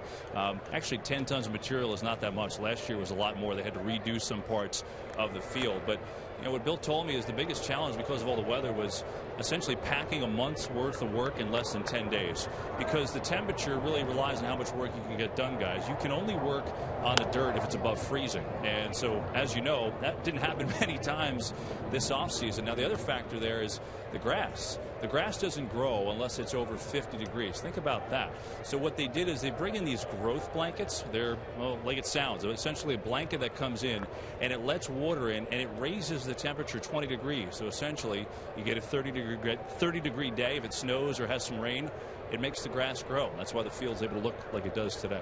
And that is the Coldwell Banker home field advantage. So what you're basically telling me, Kevin, is that the only day they could work on the field this winter was Super Bowl Sunday. That's right. That was accurate.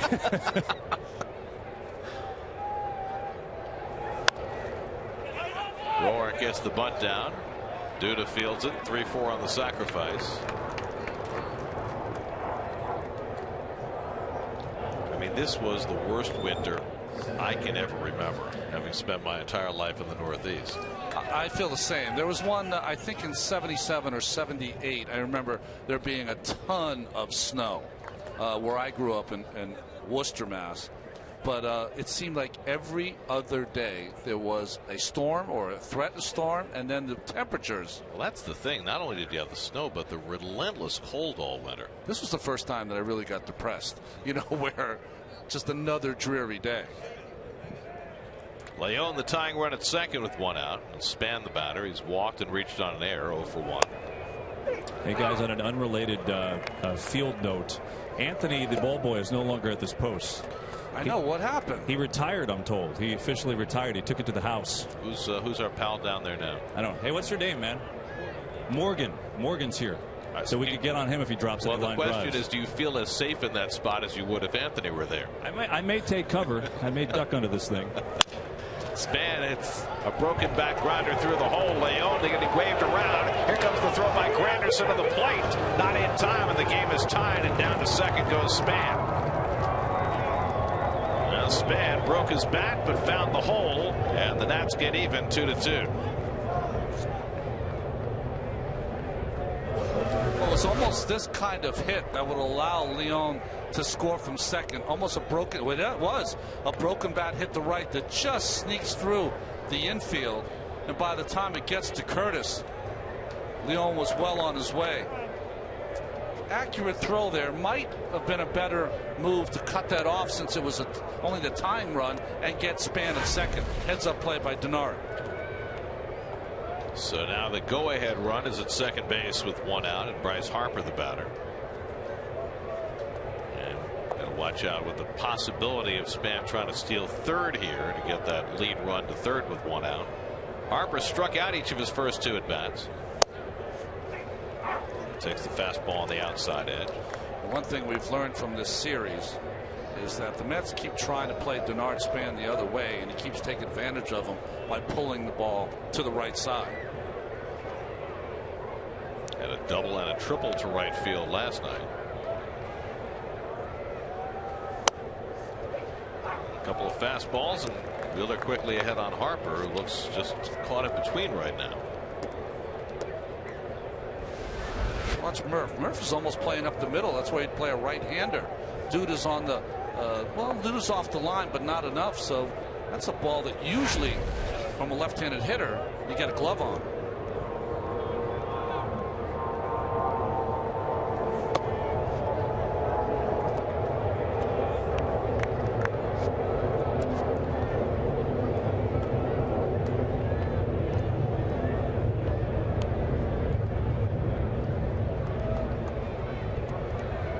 Wheeler up to 80 pitches on the afternoon in his first start of the season.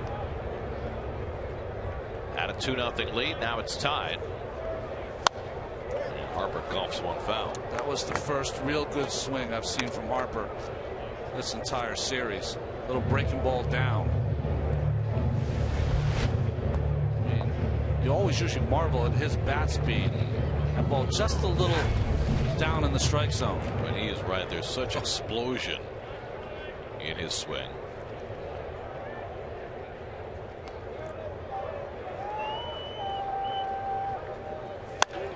And Harper gets one out to right center field. Granderson back on the warning track, feeling for the wall, and he makes the grab.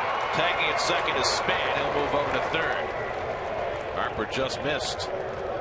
And Granderson able to reel it in for a long second out. Fastball up in the strike zone, just missed by Harper. And you saw it seemed like Curtis was feeling for that wall for too long of a period of time. Just beat him. Well, Granderson's still getting adjusted to the size of right field here in Flushing.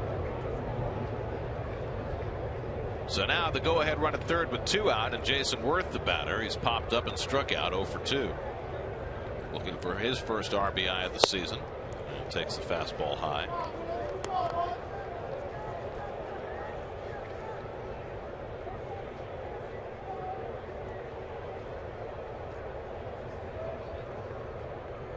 That's an extraordinary number for a rookie last year. Opposition hit 173 with runners in scoring position.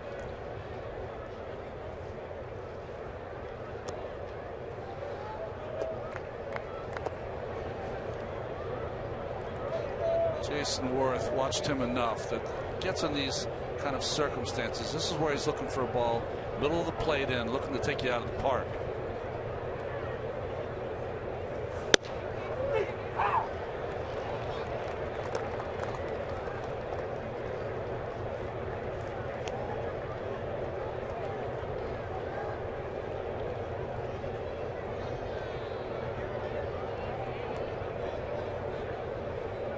Span at third and 2 out. 2-1 to Worth. Line the other way, and that'll give the Nationals the lead. Span comes in with a lead run. Jason Worth with his first RBI of the season, and it's 3-2 Washington. Well, those 2-out RBIs are killers for a pitcher and for a team. Just good hitting from Worth. Ball away, just goes with it. 4 hits last night. Big hit right here.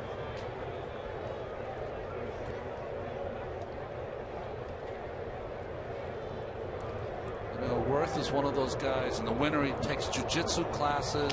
He's really into the hand-eye coordination, doing stuff off the field that'll help on the field.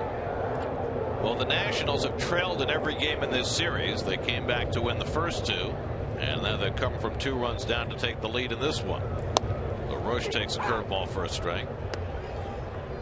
Adam LaRoche went down looking in the first, flied out to right in the third, 0 for 2.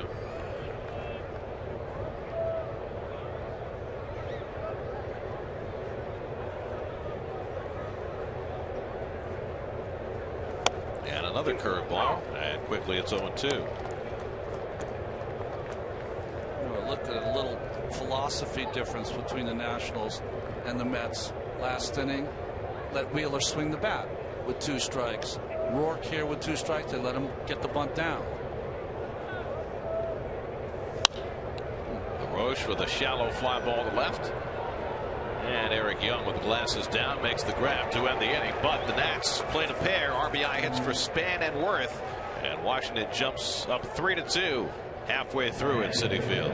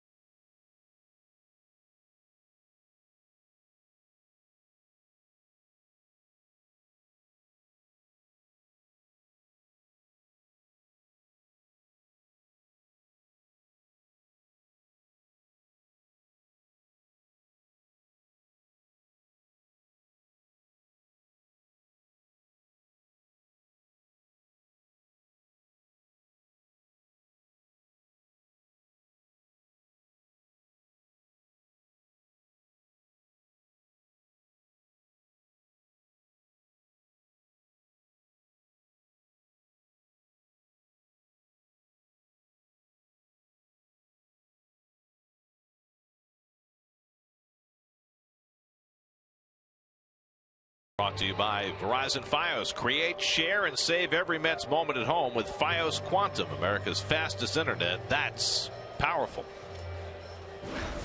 SNY's Super Slow Motion is brought to you by your Mercedes-Benz Tri-State dealers. Visit them on the web at searchmercedes.com. That's down a run as they come to bat in the home fifth. Tanner Roark throws a first pitch curveball high to Daniel Murphy. Murphy singled to right, scored a run in the first, popped up to third in the second. That's a stranded 5 in the first 4 innings against Roark, who throws a fastball by Murph. 1-1. David Wright on deck, then Curtis Granderson. As the Mets are behind for the first time today, Zach Wheeler giving up a pair in the top of the inning after a leadoff walk to the number 8 hitter.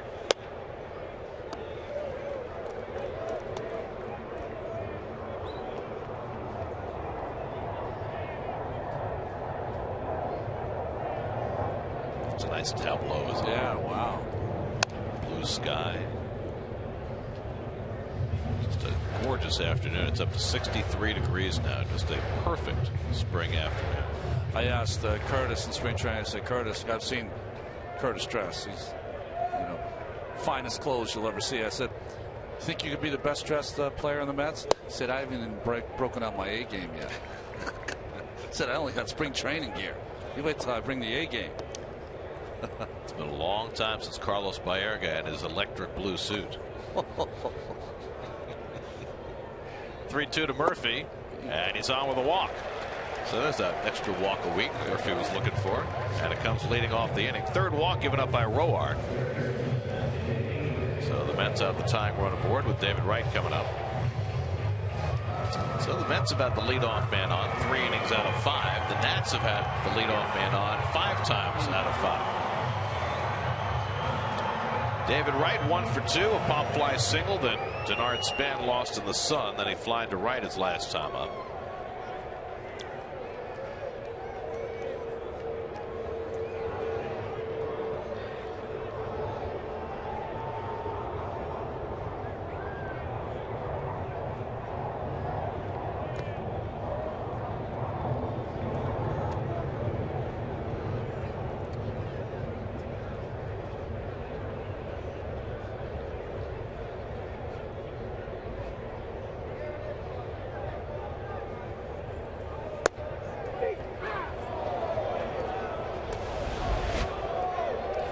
Back to the base. Murph doing a little stretching here. I wonder if you never know with the Murph. He had some issues during spring training that he had to work his way through.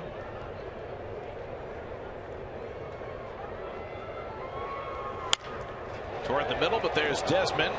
The flip to Espinosa, and the rest is easy. 6-4-3 double play, 2 out and nobody on.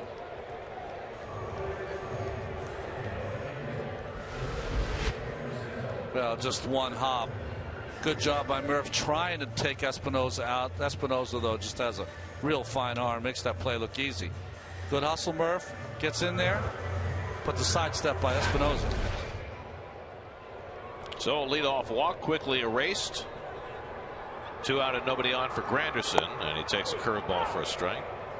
Curtis doubled in a run back in the first and then flying to center in the third. 1 for 2.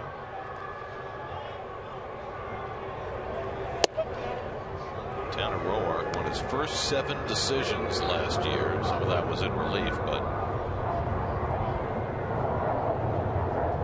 one more out and he's in line for a victory here. And now ahead on Granderson, 1-2. Roark was not even supposed to start today. Jordan Zimmerman was, but he came down with the flu. And Roark was pushed up a day, and he gave up a couple of runs in the first. Almost looked like he wasn't quite ready, but he has settled in awfully nicely since and given up nothing more. 2-2 and tight 3-2.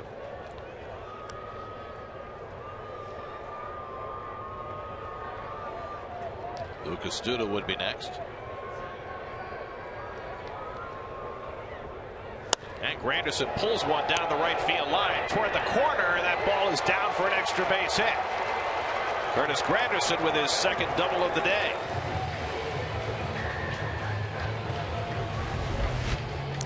Well, nice hitting. 3-2 curveball left over the middle of the plate. See that dot? When it's extra big like that, it's hanging over the middle. And nice job wrapping it down the line by Granderson.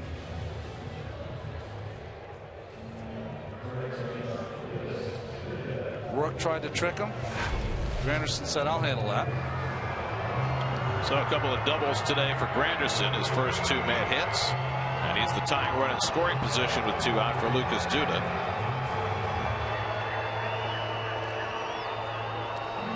Duda has walked and fouled to the catcher, 0 for 1.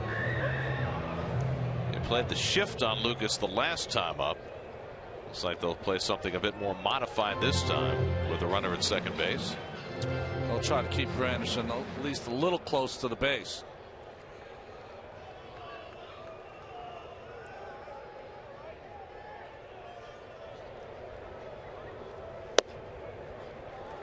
So much talk in spring training about who would win the first base job.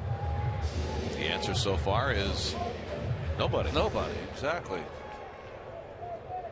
Ike Davis started the opener.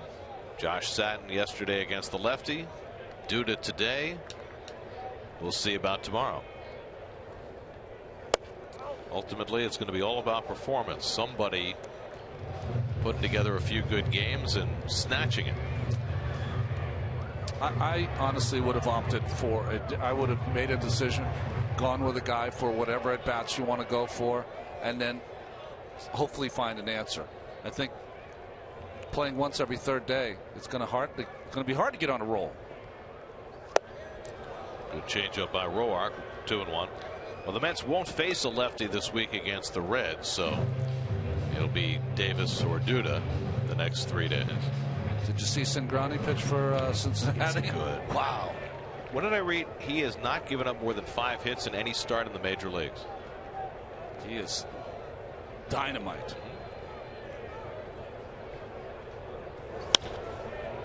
Duda floats one down the left field line. Harper over toward the stands, but it's out of play. You know, the Reds, I was looking at them, and the first thing you see is they've only scored 1 run in their first 2 games, and then I thought, oh, yeah. But they faced Wainwright and Walker. They went double W's there. Still waiting out a rain delay there. They were scheduled to start 12:30 this afternoon, so they've waited 2.5 hours and still have not started. If they keep on rotation, those will be the city probables. Henry Mejia against Mike Leake tomorrow night. Dylan G and Johnny Cueto Saturday afternoon. John Neese and Alfredo Simon on Sunday. But that could change. If they get rained out today, the Mets will probably face Homer Bailey tomorrow. Duda with a big swing and a miss. And that'll do it for the Mets in the 5th. Second strikeout for Roark. We're through 5 at Citi Field with the Nats up 3-2.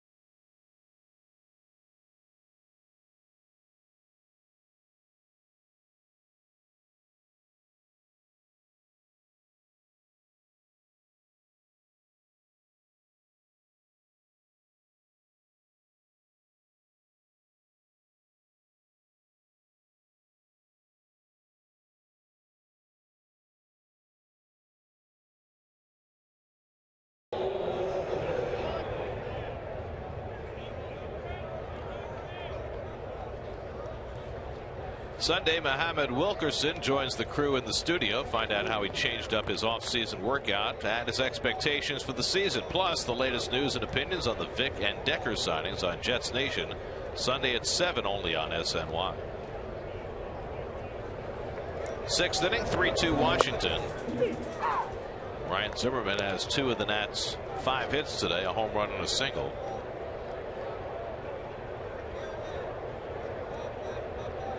Zach Wheeler in what will probably be his final inning.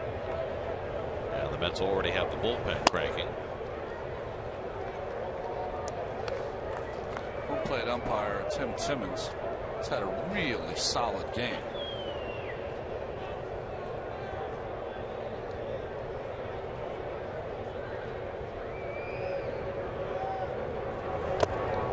When I watch these games with you, Gary, I try to see, you know, each umpire usually misses 3 or 4 maybe calls. If they're having a bad day, more than that. I haven't seen them miss a pitch yet.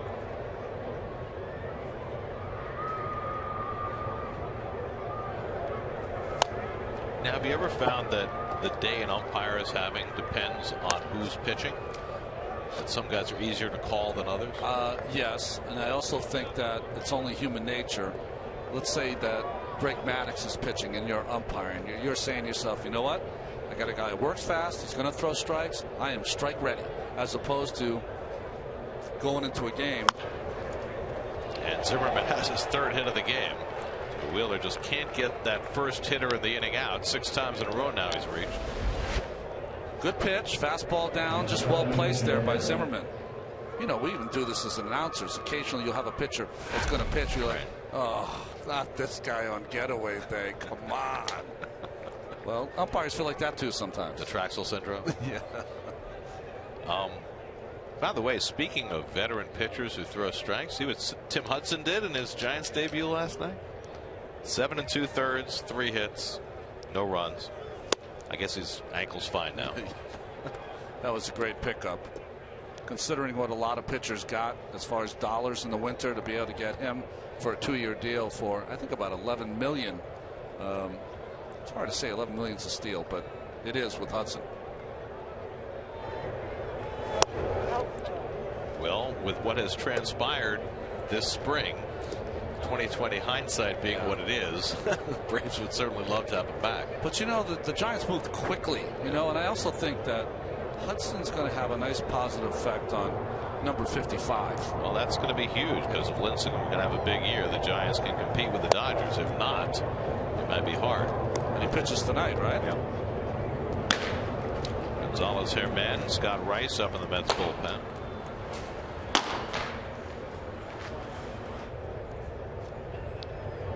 Desmond has struck out and grounded into a double play. 0 for 2. Zimmerman at first and nobody out.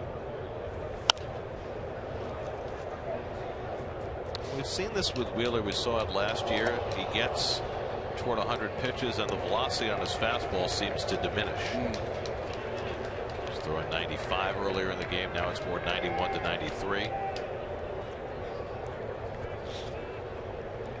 Danny Espinosa on deck.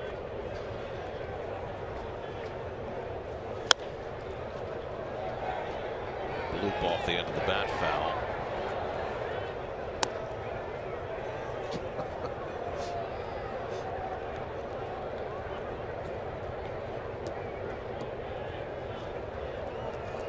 That's a classic case of the older bull and the young bulls. They're all jumping, scurrying, whatever. He just sat there and got the ball.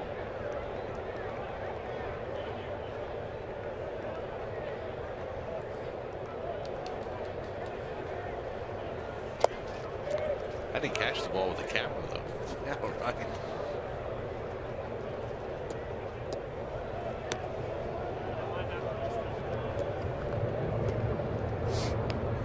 Yeah, Wheeler at 100 pitches now. Seems to be pitching out of the stretch all afternoon. Aaron Barrett, the right-hander, up in the Nationals bullpen. Desmond fouls off the fastball, still 3-2. Zimmerman running there with nobody out.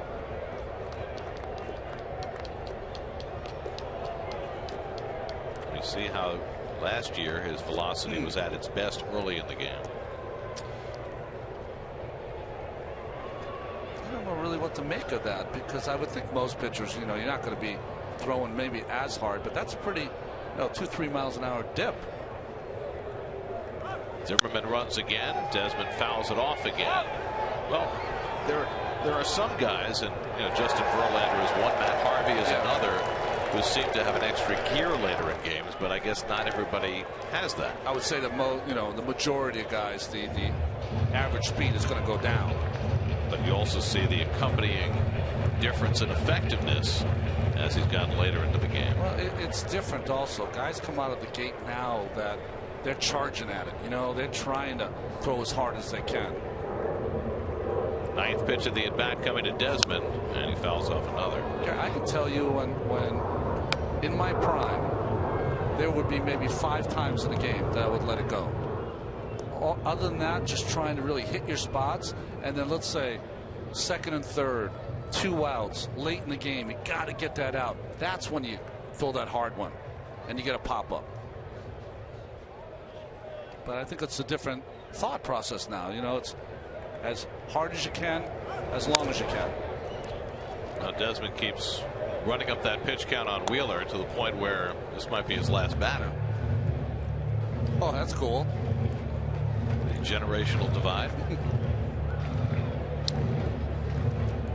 Well, I think that, when you pitched, there was still the thought process that I'm starting this game and I'm finishing this game. And, pitchers love to finish games even now, but only under special circumstances. This is the 11th pitch to Desmond. Might be 2. Tejada to Murphy, and he gets out of the way and turns the double play. Nicely done by Murph, with Zimmerman bearing down on him. 6-4-3 double play. That's pretty interesting, right? Williams had Zimmerman running every pitch 3-2 except that pitch. Didn't want to exhaust him.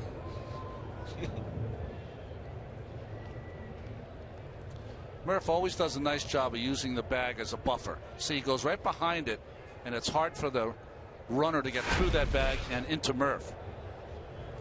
So the Mets turn their second double play of the game, both on balls hit by Desmond.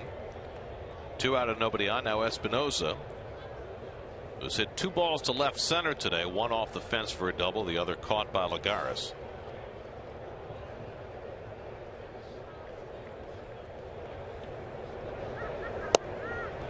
The first pitch curveball from Wheeler for ball 1. Big breath there by Espinosa, who doesn't leave the box. He just stays right there, doesn't walk around.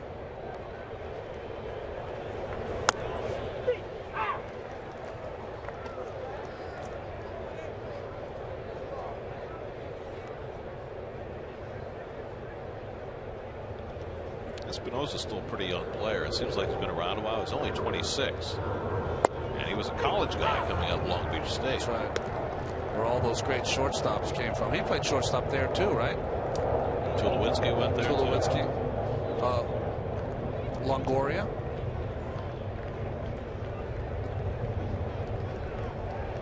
One-two from Wheeler. He bounces that slider.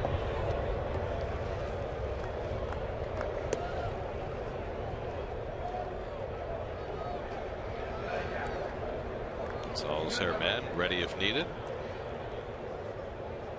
Wheeler about to throw his 110th pitch, trying to get the final out of the 6th.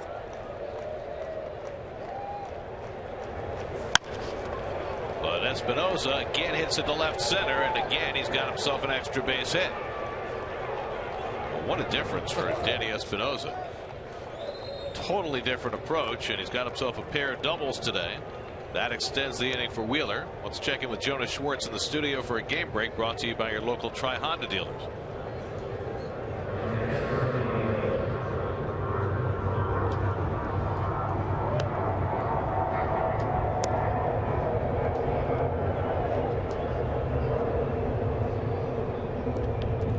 Marlins took the first 2 games of that series before Colorado won last night. And now trying to split the 4 games. Here's Sandy Leon, and looks like Wheeler will get 1 more batter. Kevin Franzen has come out on deck to bat for the pitcher if Leon can keep the inning going.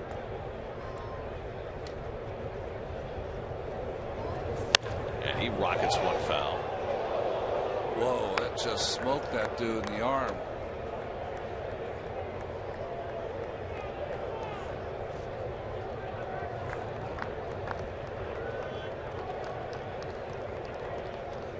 Aaron Barrett, who made his big league debut opening day and got a win, is up in the Washington bullpen. So it looks like Roark is done. At least he will be if Leon gets aboard. We'll see if he comes out anyway.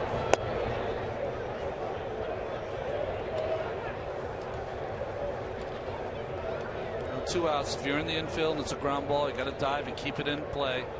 And the outfielders have to be shortened up just a bit. They have a play at the plate on a base hit. Have you been surprised at the way the Mets have pushed the pitch count in these first starts of the year? I'm not surprised. Coming in, I thought that was going to be a way of operating for Terry Collins, because I think he's trying to he's recognizing his strength, and his strength is the starting pitching, and he wants to keep them out there in the field as long as he can. Did it with G on the first day. Leon bounces one down to first. Duda handles it, so Wheeler gets through 6. 114 pitches for Zach. He is undoubtedly done for the day, and the Mets down by a run as they come to bat at the bottom of the 6th.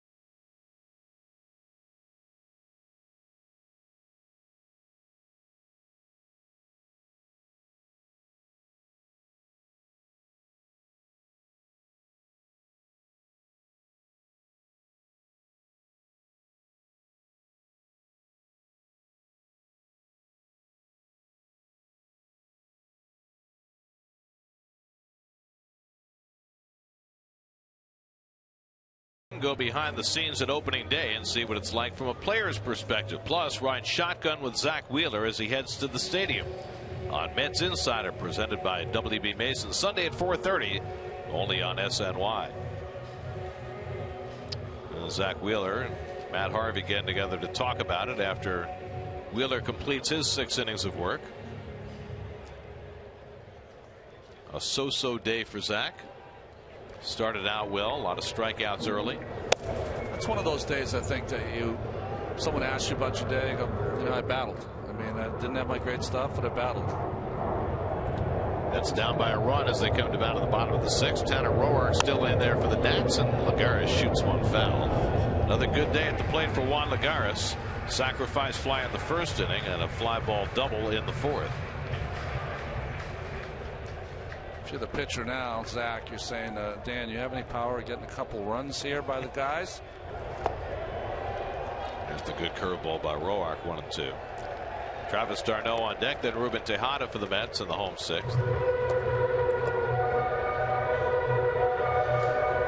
Last time the Mets went more than one game into the season without getting a win, it was 2005.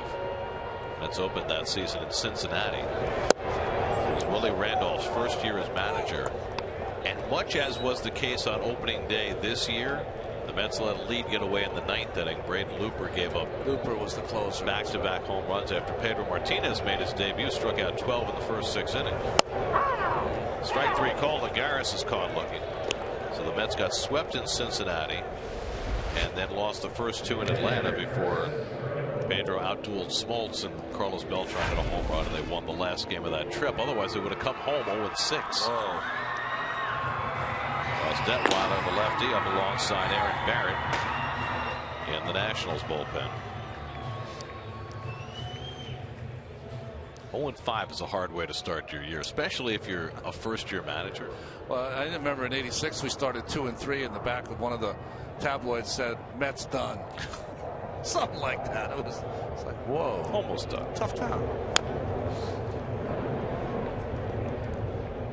Well, with the Yankees losing their first 2 in Houston, this is the first time since 1965 that both New York teams have started out 0-2. Really? Well, the Mets win every opening day. That's part of it. It happened in '64 and it happened in '65, and it's the only 2 times it's happened since the Mets came into being.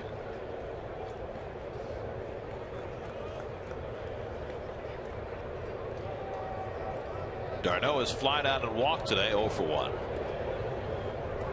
And the curveball bounced foul. Roark getting a lot of mileage out of that curveball here in the 6th.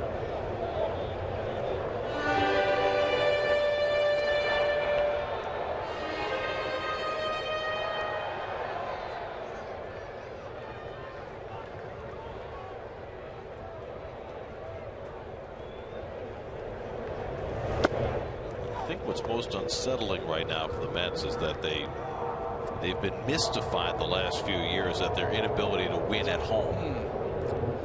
I mean, you and I are kind of believers that's kind of happenstance stuff, you know, but I mean, you just don't play better on the road and not at home. It doesn't make any sense. Well, that's 3 strikeouts in a row for Roark, who had only 1 over the first 4 2/3 innings. And now there are 2 out and nobody on. It's the same pitch that he just struck out Lagares. Fastball away, tails back over, and clips that corner. Sandy León is a nice looking catcher, by the way. Soft hands. It's a good pitch. So 2 out and nobody on. Ruben Tejada 1 for 2 today, singled in the 2nd, but then came up with 2 aboard in the 4th, swung at the first pitch and hit a weak fly ball to right. And the Mets wound up stranding a pair in that 4th inning. Well, you see, last year the Mets were 15 games under 500 at home. And we saw a stat today that was almost unfathomable. Last year, when the Mets gave up 5 or more runs at home, they never won. They never won a game in which they gave up 5 or more runs. 0-29. It was the worst.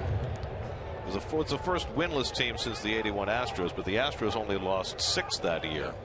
It was the worst showing for a team since the 1920 Philadelphia Athletics went 0-40 in games where they gave up 5 or more. I mean, you just have to win one of those 10-8 games occasionally, don't you? Now, the funny thing is that the Mets won 7 of those games on the road last year. 7-24 when they gave up 5 or more runs. That's pretty good. Yeah. But 0-29 at home. They hit just .219 as a team at home last year. And to me, that's not the ballpark. There's got to be something else at play there. Yeah. At some point, it becomes a psychological thing.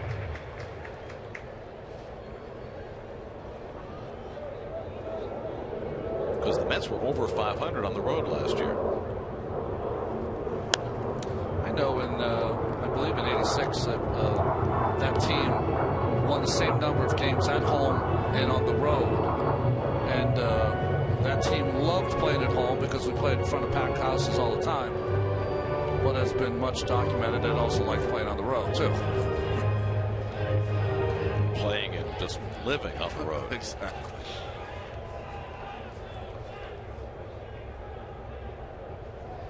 Two-two to Tejada, and he goes down swinging. Tanner Roark strikes out the side in the 6th inning. We go to the 7th, 3-2 Washington.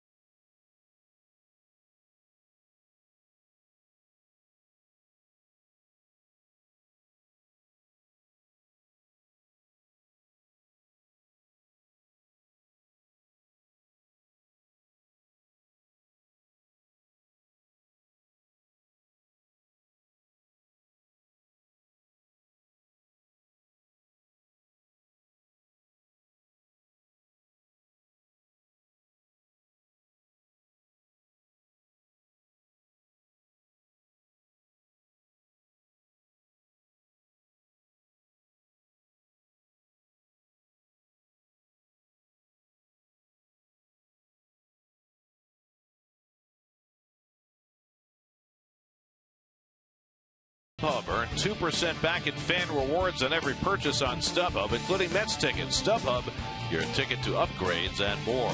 By Good Humor, the official ice cream brands of the New York Mets. And by your Tri-State Cadillac dealer. Visit CadillacTristate.com to search local offers and find a dealer near you. Second outing of the season for Scott Rice as we go to the 7th inning. Well, those 73 games set a team rookie record for appearances by Scott Rice. Very successful campaign last season. First man he'll face will be the former Met Scott Hairston, who will pinch hit for Tanner Roark, who finished with a flourish by striking out the side in the bottom of the 6th. Throwing harder than he threw all game. And if you take into account his pitch count, first inning he threw what, 31 pitches? And then he threw what, 65 the next 5 innings combined. Impressive. So Roark out after 6, allowed 2 runs and 5 hits. He's on the long end of a 3-2 score. Hairston leads off with a line base hit into left center. So Scott Hairston, who ate up lefties and spat them out while he was with the Mets, jumps on the left-hander Rice for an opening hit. And that is now 7 straight innings that the Nats have had the leadoff man on.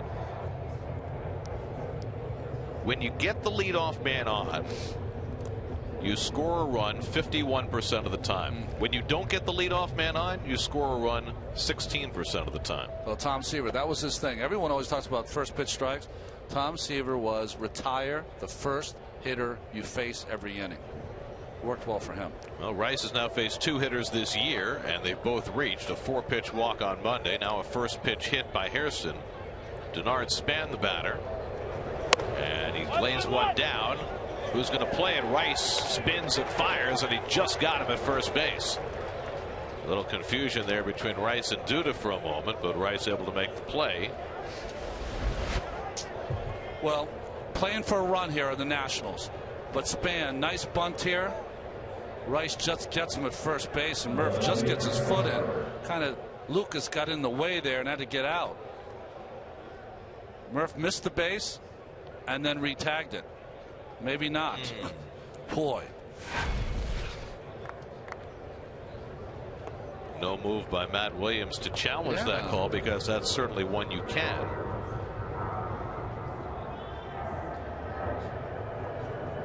He might have moved his foot over in time, but I'm not sure. I'm sure his video coordinator down in the clubhouse is checking it, but clearly they're not confident enough to use the challenge. I would think that's an inconclusive. Yeah.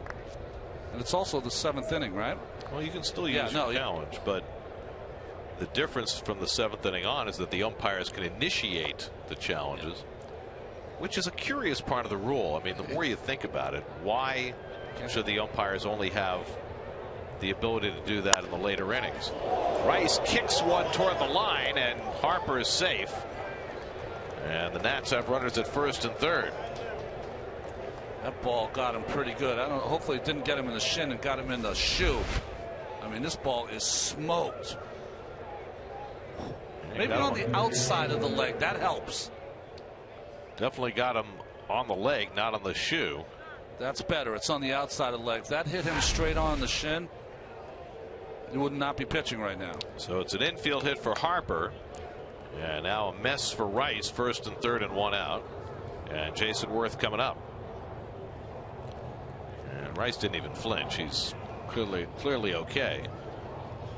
Worth had a base hit to drive in a run his last time up. That one put the Nats in front in the 5th inning, and they've maintained that 3-2 lead. Now Terry Collins on his way out to the mound. He's got the right-hander up in the bullpen, and he's going to make the move and make a pitching change. So Jeurys Familia will be coming on. Call to the bullpen brought to you by Verizon. Rice exit with runners at first and third and one out. 3-2 Nats in the 7th. We'll be right back to Citi Field.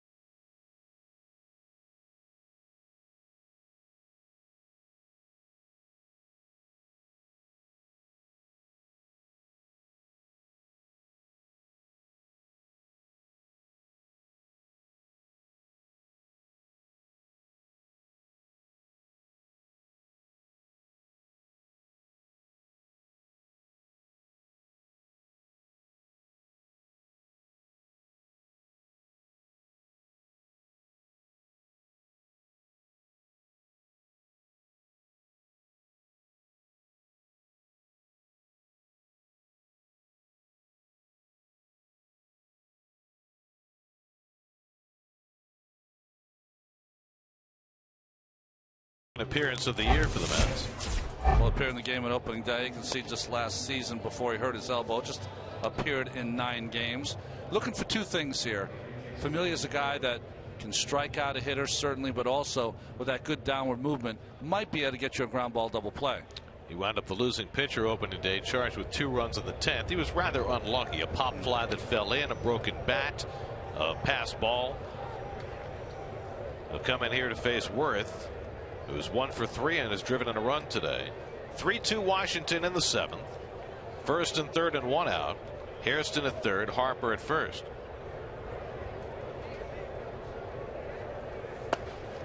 Familia sinks one low, ball one.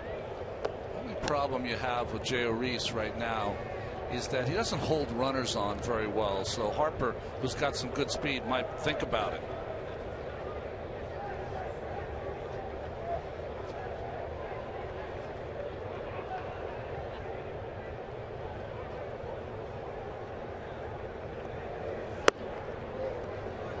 And now he's behind Worth 2-0.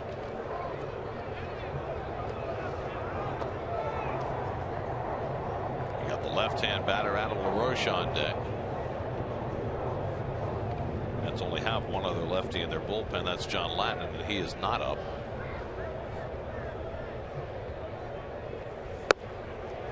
And now it's 3-0. He's trying to keep it down, but strike throwing is not a forte yet for Mr. Familia.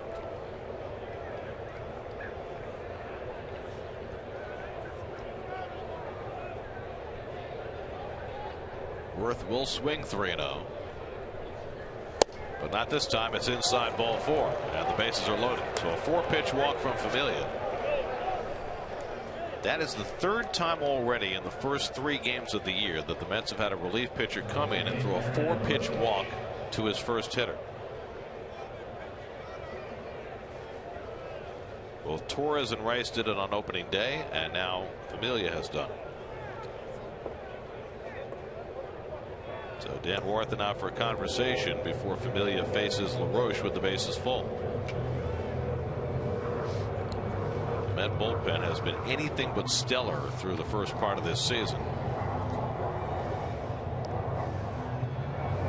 And there's Carlos Torres, next man up in the bullpen. I was just having a pleasant conversation once with Joe Torre, and I asked him, I said, Joe, when you bring a reliever in, what is the one thing you think about? He goes, get the first guy out. If you get the first guy out, it makes it much easier for me to manage through the inning. But if you don't, it just makes it so complex. Hairston at third, Harper now at second, Worth at first with 1 out. Nats trying to build on a 3-2 lead. LaRoche 0 for 3 today, struck out and flat out twice. And the Mets have the overshift on against him. And he tries to hold the swing, but he went around, 0-1.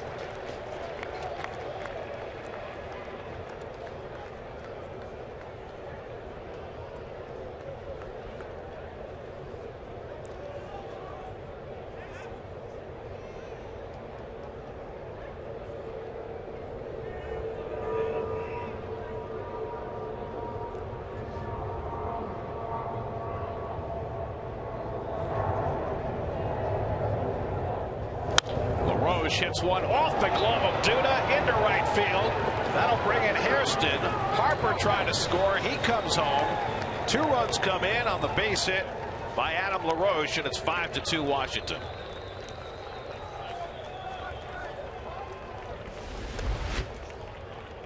Well, tough hop here. In between hop for Duda, who tries to knock it down, get some leather on it, but not enough to keep it in the infield. Ball hit awfully hard. Karam's off, and Murph gets to it, but doesn't have a play at home. And just nice jump. Of course, running third's going to score, but Harper digging all the way, gets the sign from the third base coach and turns it on. So this nasty start for the Mets bullpen continues. 2 runs charged to Rice. Now 5-2 Washington. Still only 1 out. Runners at the corners for Ryan Zimmerman, who's already 3 for 3 today with 2 singles and a home run. And that one sails 1-0. Well, Bobby Parnell's on the disabled list for the long term. Mets are counting on Jose Valverde to be their closer, but virtually everybody in that bullpen has struggled their first time or 2 out. Last night it was Herman and Farnsworth each giving up a run in their stints. Opening day was everybody but Valverde struggling. I mean, it's a short period, it's a small sample size, but considering the poor starts that the Mets have had their bullpens get off to over the last few seasons, it certainly is a reason for concern.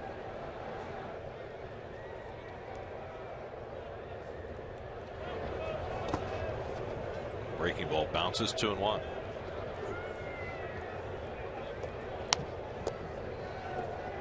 Hey, Ron, I have a question for you. We watched Familia all spring long, and he had a couple of rocky outings near the end, but he had a stretch where he was out there 5-6 outings, didn't even come close to walking anybody.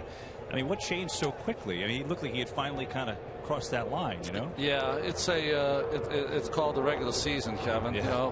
Spring training is a whole different experience. Toward the hole, that's a base hit for Zimmerman, his 4th hit of the day. That brings home Worth with the 3rd run of the inning, and it's 6-2 Washington. Well, the art of hitting there from Zimmerman is that not trying to do too much. He sees a hole on the right side, content to just pick up the RBI, not trying to be a hero. Balls away, leg kick, and go that way. Nice hitting. 4 hits for Worth yesterday, 4 for Zimmerman today. Kev, you were asking about what changes. When the light goes on, it's just everything is amped up. The concentration level of your opponents is amped up. And I think that you've got to be able to bring your game up another notch. Now, Jay Reese has all of the gifts you need to be a successful pitcher here. He's just gonna. This is only his 2nd year in the bullpen. Right. He, with time, I'd have to bank that he's going to be a very valuable part of this bullpen. Desmond dribbles one foul. Just watching him with my completely untrained eye, his mechanics look completely out of whack. Like he's pushing the ball to home plate right now. Well, he doesn't use his legs. He's a really big athlete that doesn't maximize, from the waist down, what he could get on the baseball, because he's such a gifted athlete. He can throw at 96 almost just standing still. But what happens is when you use your legs, not only can you get a little more on it, but you get more life on the ball as opposed to that fastball that's straight. He's ahead on Desmond, 0-2. Ground ball, could be 2. Right to Murphy and on to first, and skips away from Duda, goes into the dugout, and that brings home the 4th run of the inning as LaRoche scores. And Desmond will wind up at second base. And now it's 7-2 Washington. Well, perfect throw by David, right to Murph, and he bounced it.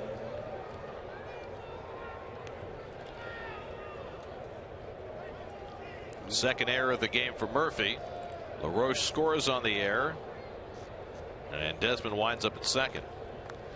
Watch the action or non-action he gets from the back leg. He lands on a real stiff front leg that finally bends, but really no push-off. Danny Espinosa, the 8th man to bat in the inning, and takes a fastball outside. So it's fallen apart for the Mets bullpen here in the 7th inning. A 4-run inning for the Nationals. 4 singles, a walk, an error, and that's all it's taken.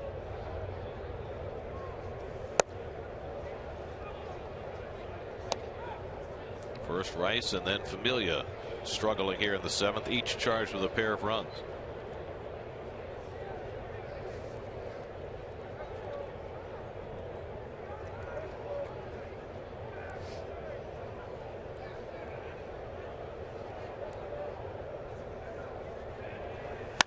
Pulled toward the hole. Duda has this one with a nice diving stop, and he finally gets the 3rd out of the inning.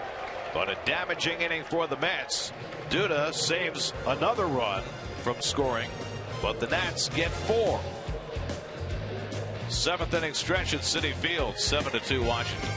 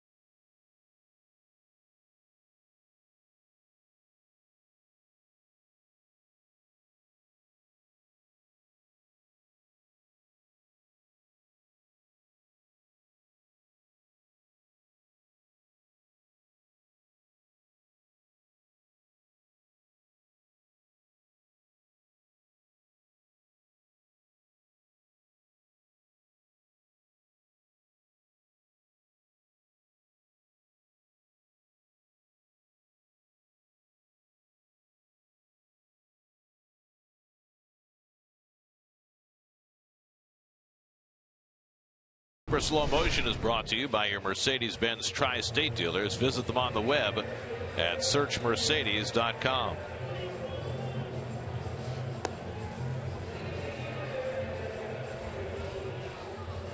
Double switch for the Nats as we go to the bottom of the 7th. Anthony Rendon comes in to play second base. He'll bat 9th, and the new pitcher Ross Detweiler will hit in the 7th spot. Well, he had an injury playing campaign last year when he only started 13 games. The year prior, busted through with 10 wins. But now in that bullpen, Matt Williams and his staff wanted a power arm, power left-handed arm. That's why he's in the bullpen. Well, they've had problems with their left-handed relief. Last year they left themselves kind of short from that side, and Detweiler provides them with some left-handed assurance in the bullpen as Josh Satin pinch hits, leading off at the bottom of the 7th. I think he and Jerry Blevins are a nice mix out there.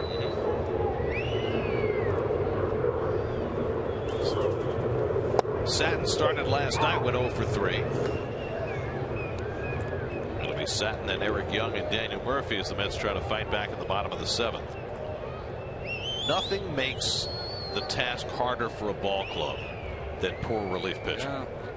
The Mets have now had 10 relief appearances through the first 3 games.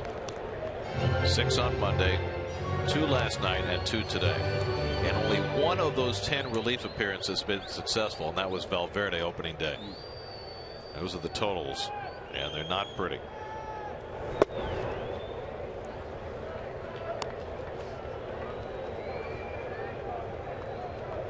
And the question is it a situation where, because expectations are different this year, leashes will be shorter?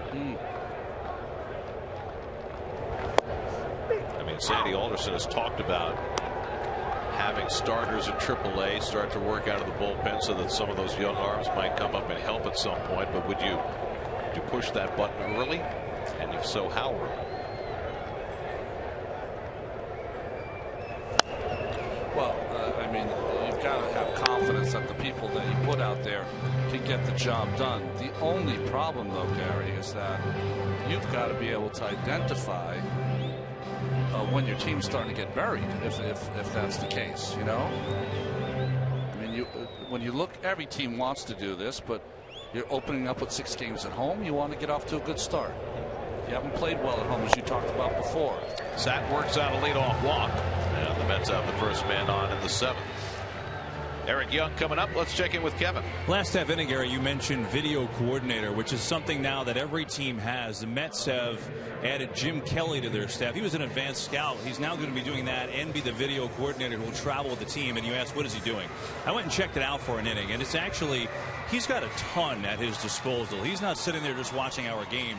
He's got everything at his disposal. He sits in the video room back there, and this will be the same setup. Major League Baseball put this at every stadium, so maybe slightly different, but same system, same setup that every team will have, so it's going to be uniform in every stadium. He's got 2 giant monitors back there. One of them he's watching our game feed. On the other one, it's a pretty big monitor. He's got 14 different camera angles. 14. He stresses the 6 that he uses the most. Now, the neat thing about it is he can be his own director. He's back there with a click of a mouse. He could zoom in, he could slow-mo, rewind and forward as many times as he wants. It's really a terrific tool. So as soon as a play happens that he thinks might even be controversial, he's immediately looking at it and go to any of those 14 camera angles to use it. It's really a tremendous tool. And basically, Kevin, if I'm not mistaken, he has at his disposal the exact same camera angles that the umpiring crew back in the remote headquarters in New York is looking at, right? 100% correct. And there are also 2 static cameras that they use, kind of like a high home view. One of them with a home plate view as Young goes down, and one of them like an overall field, just to have, you know, base runners, things like that. I guess the only question, Gary and Ron, that I would have, you know, with all this at the ballpark, why do you need the command center? I mean, he's got so many things to look at back there. Well, that's the thing. Yeah. They've made it a multi-step process instead of a single-step process, but that's, you know, it's the first time around for baseball, and this is what they have come up with for this year. It doesn't mean it's going to be what it's going to be in perpetuity. As the curveball from Detweiler misses to Murphy, 1-0. Oh, you and I talked about it. It would have been interesting if instead of the command center, each ballpark had a command center where an umpire or an official from Major League Baseball sat in there and would buzz the umpire and say, listen, I think we should take another look at that one. Murphy hits one out to center, and Span moves in. 2 out. And I think you hit it, guys, earlier in the game, if I'm not mistaken, because I was talking to some of the Met people. Bob Guerin said the trickiest thing in this whole thing is just judging what is, what is right in the middle, that middle ground. And that's what you don't want to do, is waste the challenge, kind of like what happened to Bruce Bochy the other day in San Francisco. That's exactly what happened. It was the 4th inning, and Bochy challenged a pickoff play, which didn't have clear and convincing evidence, so they didn't overturn it. But he lost the challenge, and then later in the inning there was a play at the plate that was egregiously bad, and he couldn't challenge it. But because the umpire didn't have discretion to go to video, it wasn't like Boch could even say to the umpire, hey, could you look at it, which was what an umpire can do from the manager can do from the 7th inning on. Worth is there to grab Wright's fly ball, so the Mets squander the leadoff walk. Detweiler with a scoreless inning. That sends us on to the 8th with the Nats up 7-2.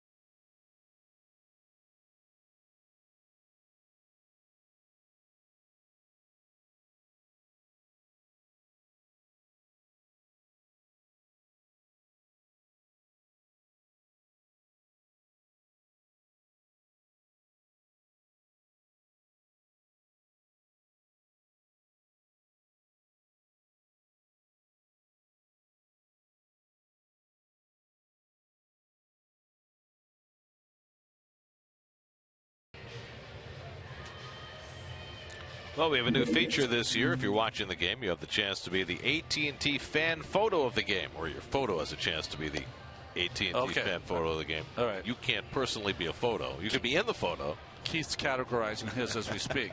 You can tweet or Instagram your photo using hashtag SNYFanPhoto, and we might pick your photo to show later on in the game. Carlos Torres will come on to pitch for the Mets as we go to the 8th inning. He saw an outstanding record last year, especially in relief for Carlos Torres, and he was one of the guys that Gary mentioned earlier that his first appearance on opening day, 4-pitch walk. He'll come in to face Sandy León in the top of the 8th. León 0 for 2 and a walk today. Mets had a 2-0 lead in this game. They scored 2 runs in the first inning against Tanner Roark, but have managed nothing since. And that's got a home run from Ryan Zimmerman in the 2nd. A couple of RBI hits from Span and Worth to take the lead in the 5th, and then 4 runs against Scott Rice and J.R. Familia in the 7th.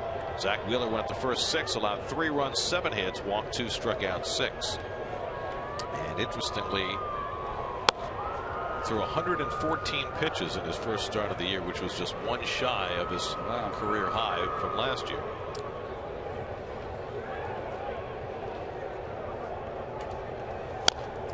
One and 2 to León. Anthony Rendon on deck. He's in the 9th spot in the batting order. And then Denard Span in the top of the 8th. Rice went a third of an inning, charged with 2 runs, 2 hits. Familia 2/3 of an inning, 2 runs, 1 of them earned on 2 hits. And it could have been worse, but for the diving play that Duda made to end that 7th inning. And there's a good breaking ball by Torres to strike out Leon, 1 away. It's more like it for Carlos. Good breaking ball down and in. Good rotation. Nice block by Travis d'Arnaud.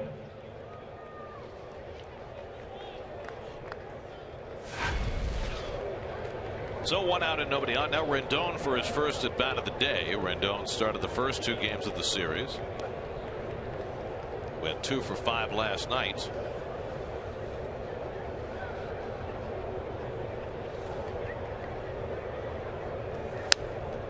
A good quick swing, fouls back, 0-1. Now the Marlins just scored 4 runs at the bottom of the 8th and lead Colorado 8-5.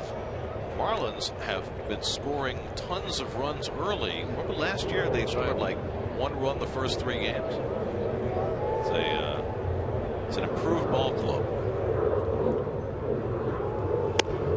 Well, they've got a young player that we really like, Marcell Ozuna. Christian Yelich, Stanton, of course, is in the middle of everything. Saltalamacchia now doing the catching. Casey McGee's gotten off to a good start for them.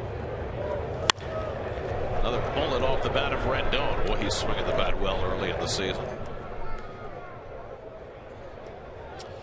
This young man's going to be a 300 hitter in this league. He just has great hands, quick bat, powerful swing.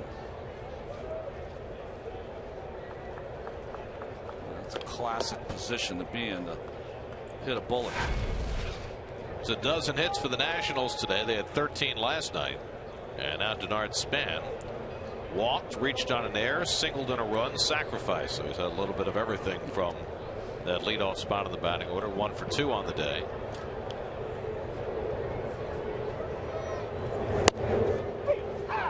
Takes that natural cutter from Torres for a strike.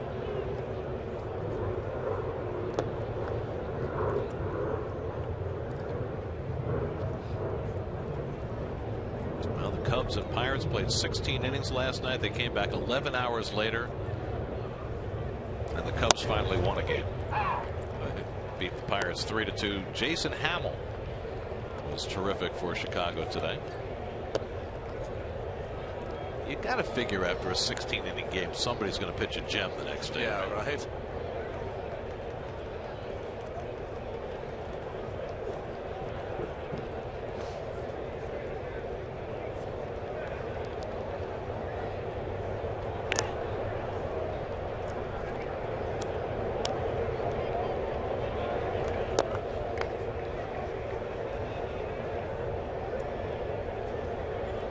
They are still waiting to start in Cincinnati, by the way. Wow. That rain delay is now almost 3.5 hours. The Reds are coming here after that game and playing here tomorrow night. No pitch. No pitch was called. Who called time? I don't know. The umpire, or maybe it was Travis d'Arnaud. So it remains 0-2 to Span.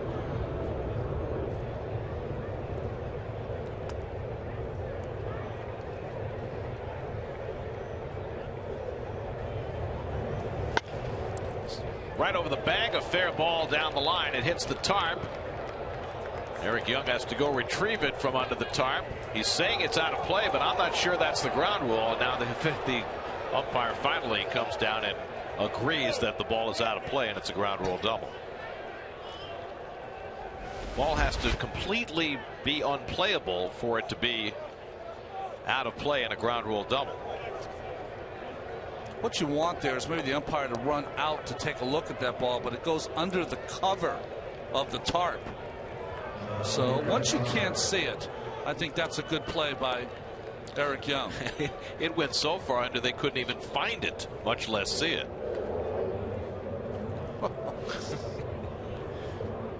So Span gets a double out of it. Keeps a run off the board for the moment. Third base umpire Clint Fagan, the rookie of the crew, finally making that call. So Span has his 4th extra base hit of this series, and the Mets have to bring the infield in for Bryce Harper, who takes the pitch, letter high for a strike.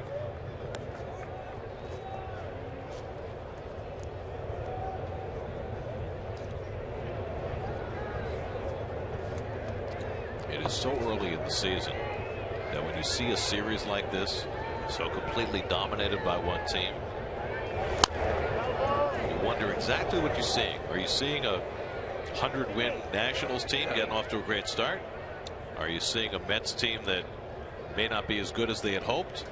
Or does none of that matter and it's just all an aberration because it's a small sample? I think none of that matters. The one thing, though, that if you're the Mets, and you were talking about the bullpen before, is that you've had leads in all 3 of these games. In this era of baseball, you have no chance if you have a bad bullpen. You can't get enough innings from your starter to survive a bad bullpen. The Mets, unfortunately, over the last few years have had very few stretches where their bullpen has been successful. One of the hardest things for any team to do is bullpen construction, because there's no area where performance fluctuates more from year to year. It's almost, in a strange way, if a guy has a great year out of the bullpen, you're really afraid he can't double up and do it back to back, unless they're Kimbrels or the most elite of elite. Right.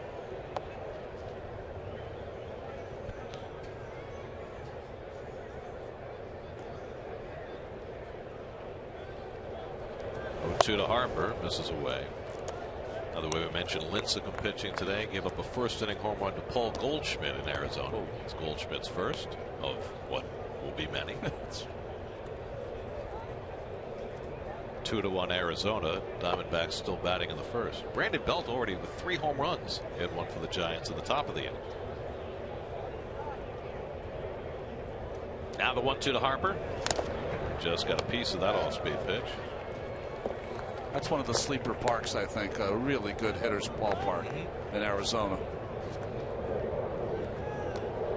Well, the Mets will be there on their first road trip week after next. And the question is, will we be early enough in the season to actually see a game there with the roof open, which we haven't seen in years? Because the Mets are usually there in the middle of the summer. That's right. When it's 115. Harper, it's a slow ground ball. The runners will hold. Duda tries to put the tag on Harper. Can't retreat all the way. And finally, that's the 2nd out. That's 3 unassisted with a capital U. Well, if he keeps running backwards all the way to the dugout and you don't tag him, he gets called out for abandoning his efforts to run the bases. Oh, nice. So you don't actually ever have to tag him if he keeps going. Well, you can't run over Lucas. I mean, so what would you do? Well, I'd back up too. Harper's not that much smaller than I don't know. He's a solid 230, 240, right? So now 2 out, 2 in scoring position. The infield can back up for Jason Worth.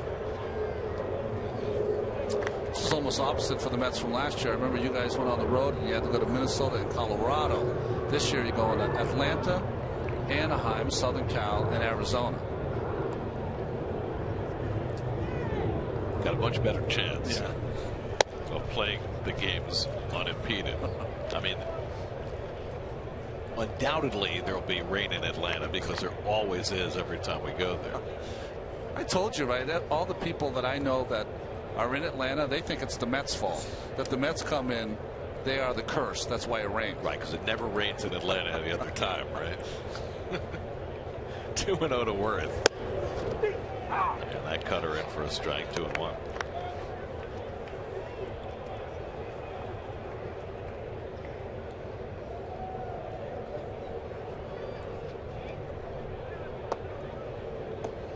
Are the Mets to blame for the rain delay in Cincinnati today, too, by the way? If they don't play, you face Homer Bailey, one of their best pitchers. Well, you know what the Reds players are thinking while they sit out that rain delay. They're thinking, we had a free night in New York, and now it's disappearing by the moment. Yes, exactly.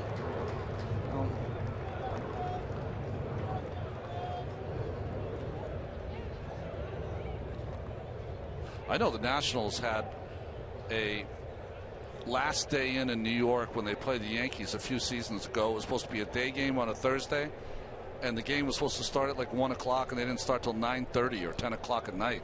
Just crazy. That's no fun. Torres already 20 pitches deep in this inning, has given up a single and a double, but trying to keep the Nats off the board. 2-2 to Worth is off the corner, and now it's a full count with Adam LaRoche waiting on deck. So interesting about Worth and Zimmerman in RBI situations. A lot of times hitting that ball to right field.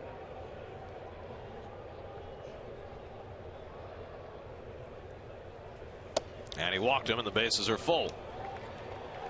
So the woes continue for the Mets bullpen. Worth on base for the third straight time. And now the base is loaded for LaRoche. It's a final in Miami. The Marlins win 3 out of 4 from Colorado. They win 8-5 with 4 runs in the bottom of the 8th.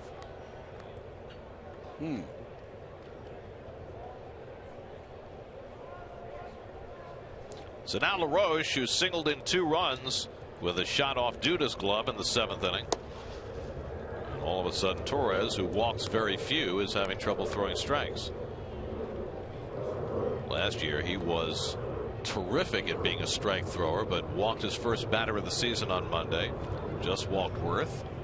And now with the bases full, 1-0 on LaRoche.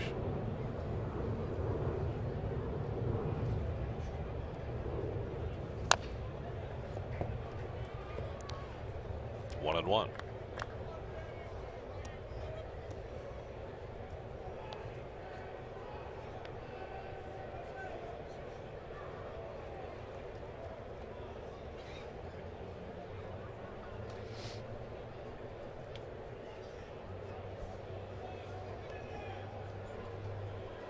Three infielders on the right side against LaRoche. And that's too high. 2-1. It's a tough matchup for Torres. That's why he wanted to go after Worth. He's a low ball pitcher. He likes to stay around the knees, and LaRoche is deadly down there.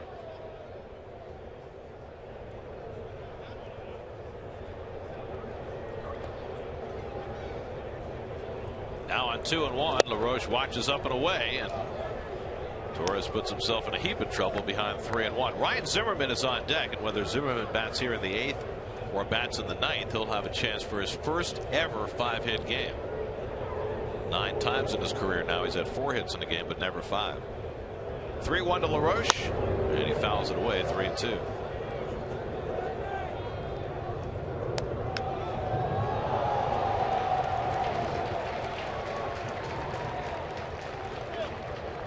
So now the merry-go-round will be in motion for the Nats.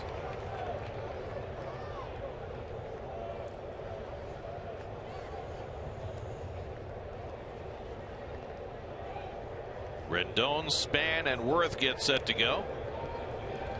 3-2 from Torres, and LaRoche watches high, ball 4, and yet another Met relief pitcher gives up a run. Back-to-back walks, and that forces home Rendon to make it 8-2. And this has just gotten uglier and uglier.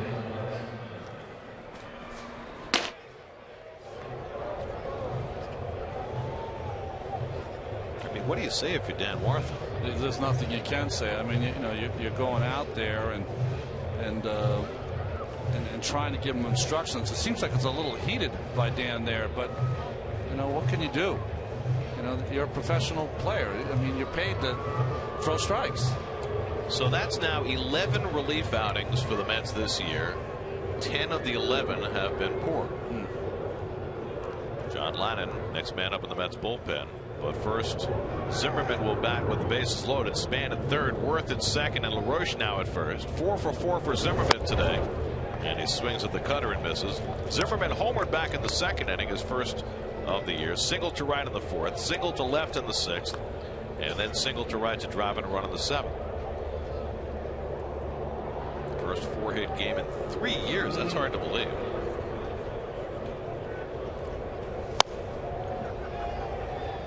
Nubs that one foul, and Torres ahead of him 0-2.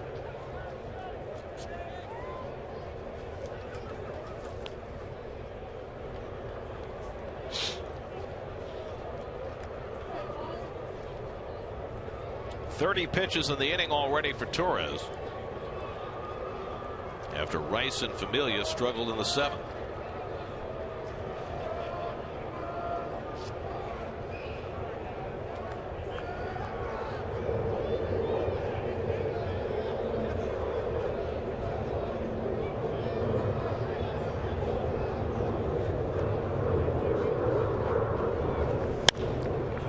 Lifted to right, and Granderson has it lined up.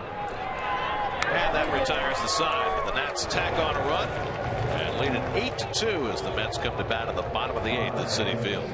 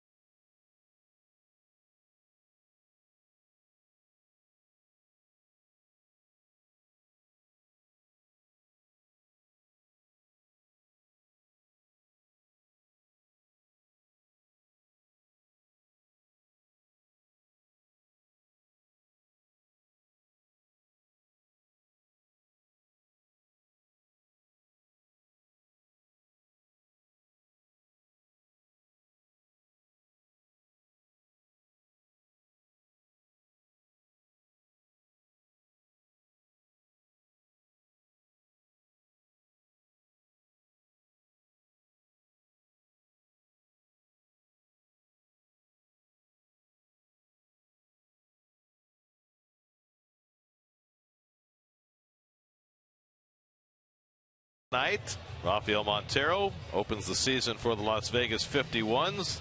Final 4 just a couple of days away, and the Rangers in Colorado. Geico Sports Night tonight at 10:30 only on SNY.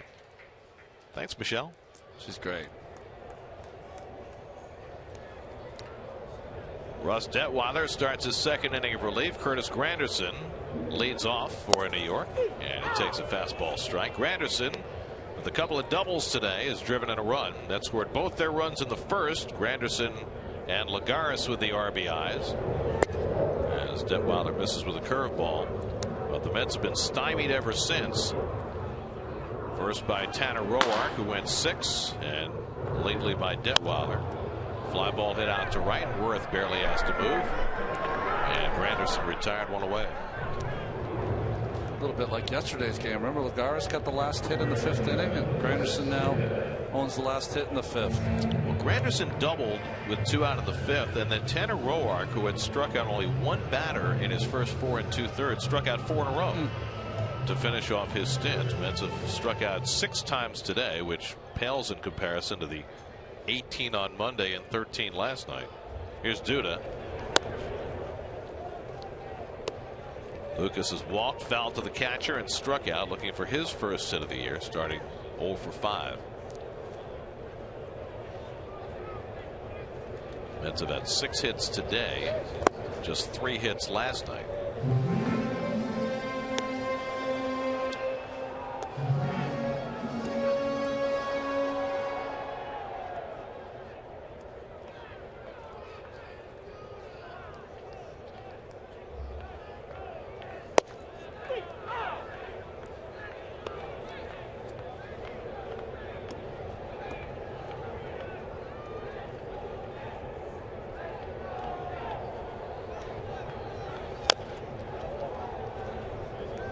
Two to Duda.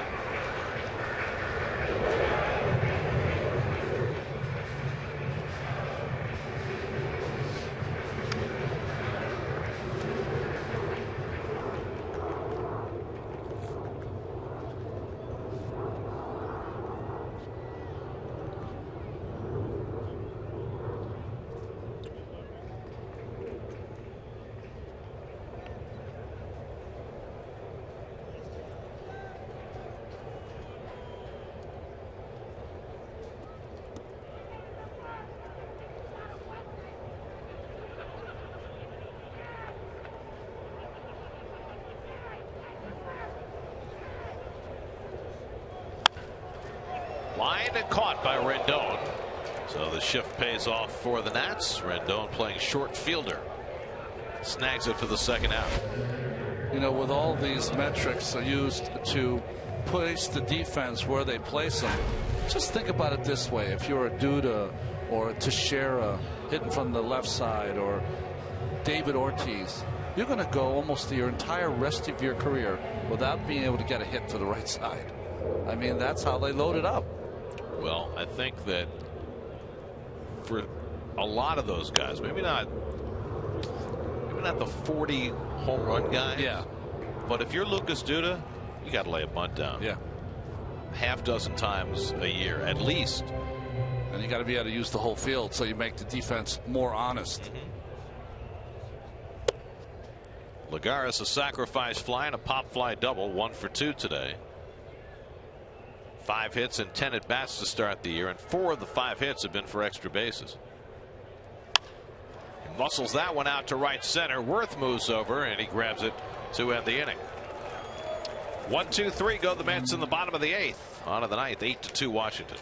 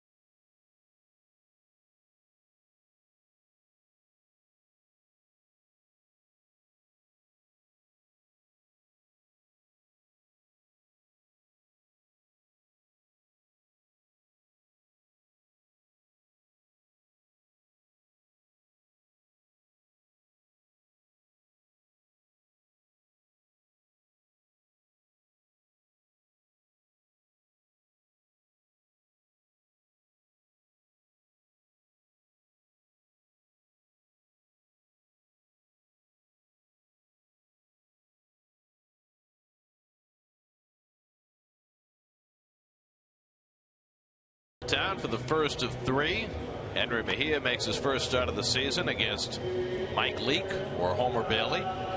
6 o'clock tomorrow night. Our coverage begins right here on SNY. Mike Leake, the quietest 14-game winner last year. Gonzalez Herman in. He pitched 2 innings in last night's ball game. Right back at it. Herman threw 31 pitches in his 2 innings last night. But this is the kind of thing you run into now when You're struggling in your bullpen. You have to throw guys a little more than you might like to, rather than having guys slot into their proper roles. Ian Desmond will lead off for the Nats in the top of the ninth. Kevin Franzen has come out on deck to pinch hit. I believe this is the 23rd time that Franzen has been on deck in this series. He still has not come to bat. He's not sniffed in that bat. But like I told you, he's loose. He's ready to go. Desmond is 0 for 4 tonight. A strikeout, 2 ground ball double plays, and almost a third. He pops one up into shallow left center.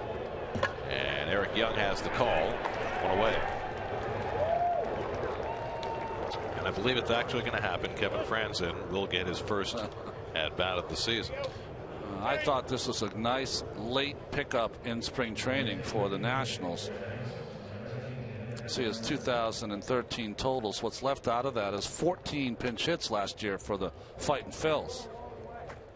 Rafael Soriano is going to get an inning in a non-save situation, it would appear. He has not appeared in this series. Does he pull his shirt out in a non-save situation?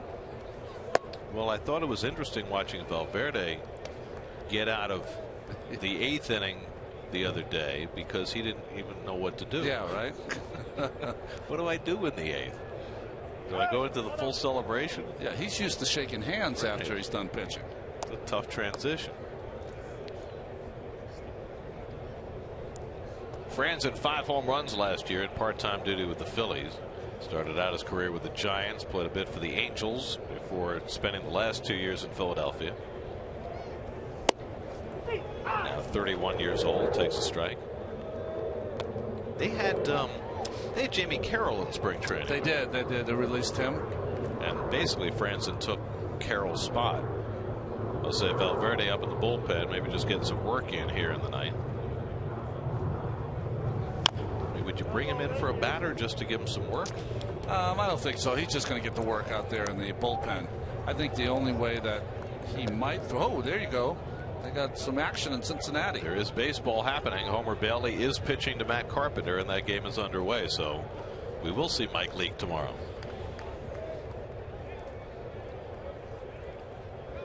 That rain delay was better than 3.5 hours before they started. Slap to second, and Murphy throws out Franzen 2 away.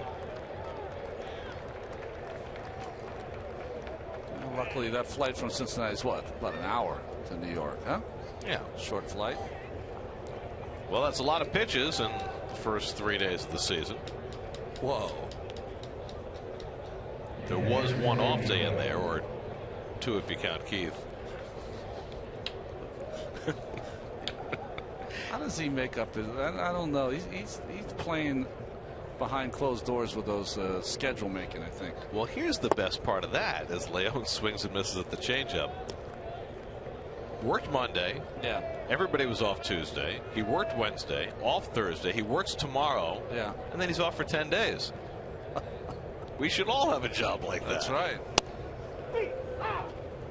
I mean, he is Keith Hernandez. I mean, you know, those folks who are complaining about Murph's schedule. That's right. Exactly.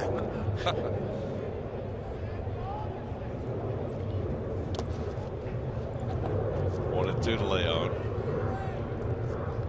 Oh, I've said it often. Everybody should have a chance to be Keith Hernandez for one day. That's about all any of us would last.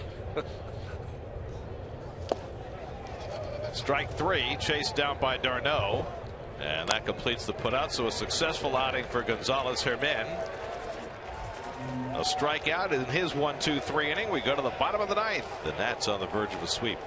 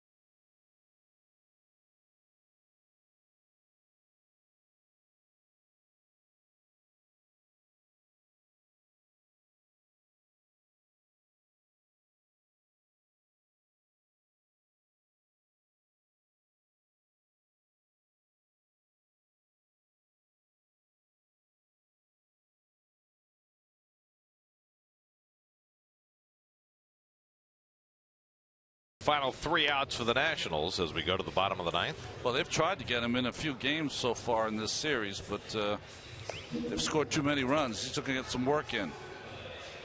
43 saves in 2013. Soriano now 34 years old. In his second year with the Nationals after 2 years with the Yankees.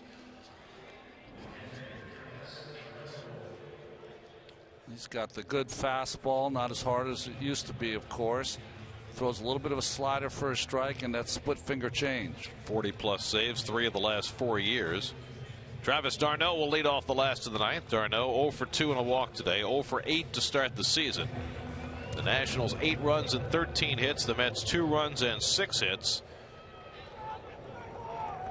And the Mets on the verge of being swept in their opening series for the first time in 9 years. And d'Arnaud takes up and away for ball 1. Mets' last hit was a double by Curtis Granderson in the 5th. Last night their last hit came in the 5th inning as well. Ross Detweiler worked 2 innings in relief, allowed no runs and no hits, a walk and a strikeout. Tanner Roark stands to be the winner. He went the first 6, allowed 2 runs and 6 hits. Zach Wheeler wasn't bad, he wasn't great. Started out well and wound up going 6 innings, allowed 3 runs, same as Bartolo Colon last night. Some people call it a quality start. G went 6 2/3 in his start, so at least 6 for the starters first time around. So on paper, that's 3 quality starts for the starters and no wins for them or the team. I need a little more than quality. Well, choice. How about choice? Prime. We like the USDA now. Yeah, the one with the black label. Well, I think the much greater issue right now is the state of the Mets bullpen. And again, it's a small sample size. It's 1 series, but everything gets magnified when it happens in the first 3 games of the year. And between the injury to Parnell and the ineffectiveness of just about everybody who's come in for Terry Collins out of that bullpen, it is certainly going to be a topic of conversation heading into tomorrow night's game against the Reds. 3-2 to d'Arnaud leading off the last of the 9th, and he fouls one off.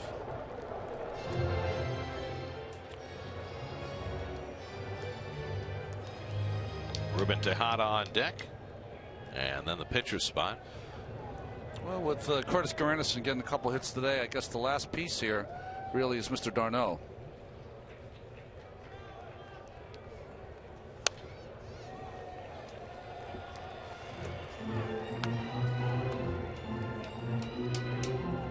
Might throw the Davis Duda combo into that hopper too. Davis Duda Satin. That's right. None of the 3 has had a hit yet. Interestingly, the Mets quietly signed Bobby Abreu to a minor league contract the other day, and that strike 3 call. d'Arnaud was heading to the dugout, and rightly so. 7 strikeouts for Nationals pitching today. Anyway, Abreu played for Dave Hudgens down in Venezuela this winter. Okay. He's 40 years old and apparently hit pretty well in winter ball, and so the Mets are taking a flyer on him. And Sandy Alderson was asked whether Abreu would play any first base while he's in the minor leagues. He said no, but who knows? More of a bench player when you think of it now, but in his heyday, on base percentage machine. Yep. He's right around 400 for his career. Yep. Tejada 1 for 3, single to left back in the 2nd.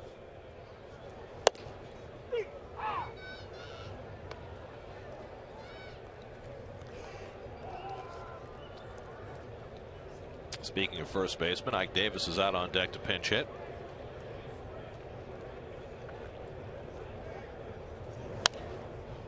And the breaking ball fouled off. 0-2 to Tejada, who's 1 for 3 today. Singled to left his first time up. Since then has flied out and struck out. 6 of the last 12 Met batters have struck out.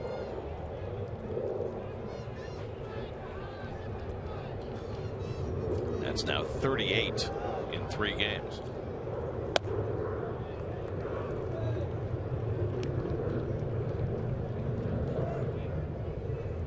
Looking forward to watching Henry Mejia tomorrow night. Henry pitched so well at the end of last season and won that 5th starter spot out of spring training, much to the dismay of Daisuke Matsuzaka, who was shocked by that. As Tejada is out on strikes and there are 2 out. Where did he get hit? In the right forearm? With the comebacker? She's perfectly fine. It was just a bruise, no big deal. He also has the bunion on his foot, which was a concern toward the end of spring training, but Henry's good to go. I've never had one of those where people say they're like extremely painful.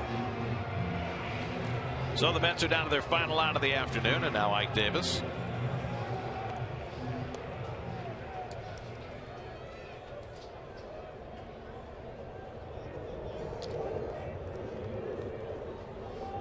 Ike played on opening day, went 0 for 2 and a walk. And takes a strike from Soriano.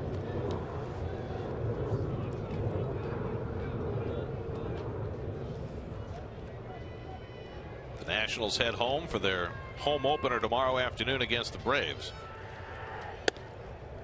And they will head home with a 3-0 start. And after a disappointing 2013, Washington early on doing exactly what was expected of them. Looks like the Mets' first trip to Washington will be in mid-May.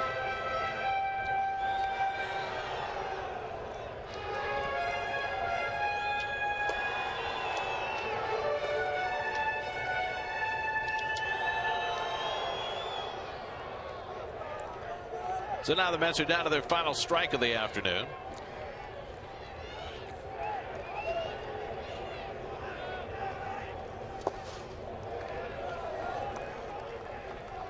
Well, Gio Gonzalez was terrific yesterday.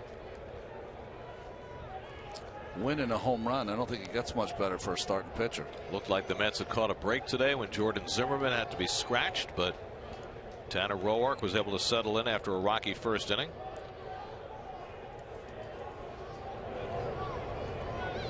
2-2, and Davis takes it inside, full count.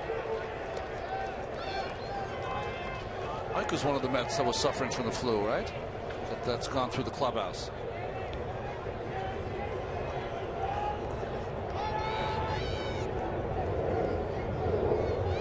(3-2) from Soriano, and Davis keeps it going with an opposite field single. So there's the first hit for any of the triumvirate this year. We were talking about hitting the ball the other way against the shift. Ike did exactly that. We saw him at the end of spring training doing that. It's good to see.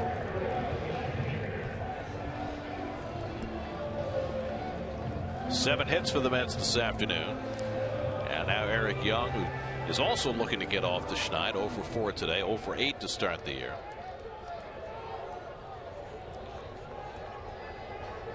So that's the first Met hit since the 5th inning. And now Young will try and keep the Mets alive. And he pulls one down to first. LaRoche handles it. Gets the force play, and that'll end the ball game. And the Nats finish off a 3-game sweep of the Mets as they dominate again this afternoon and win it 8-2 to sweep the 3-game series to start the season. Well, Wheeler was good, not good enough. Soriano cleaned up this game for Matt Williams, and the new manager still undefeated with his Washington Nationals team. They did everything right. Their starting pitching was strong, bullpen was even better, and you saw what kind of offense they can produce. That scored 2 runs in the first inning, but were stymied from there. The game summary brought to you by New York Community Bank. Zach Wheeler had 6 strikeouts in the first 3 innings, but none in his last 3, and gave up a 2-0 lead. He winds up the losing pitcher as the Nats win it 8-2. More coming up from Citi Field in just a moment.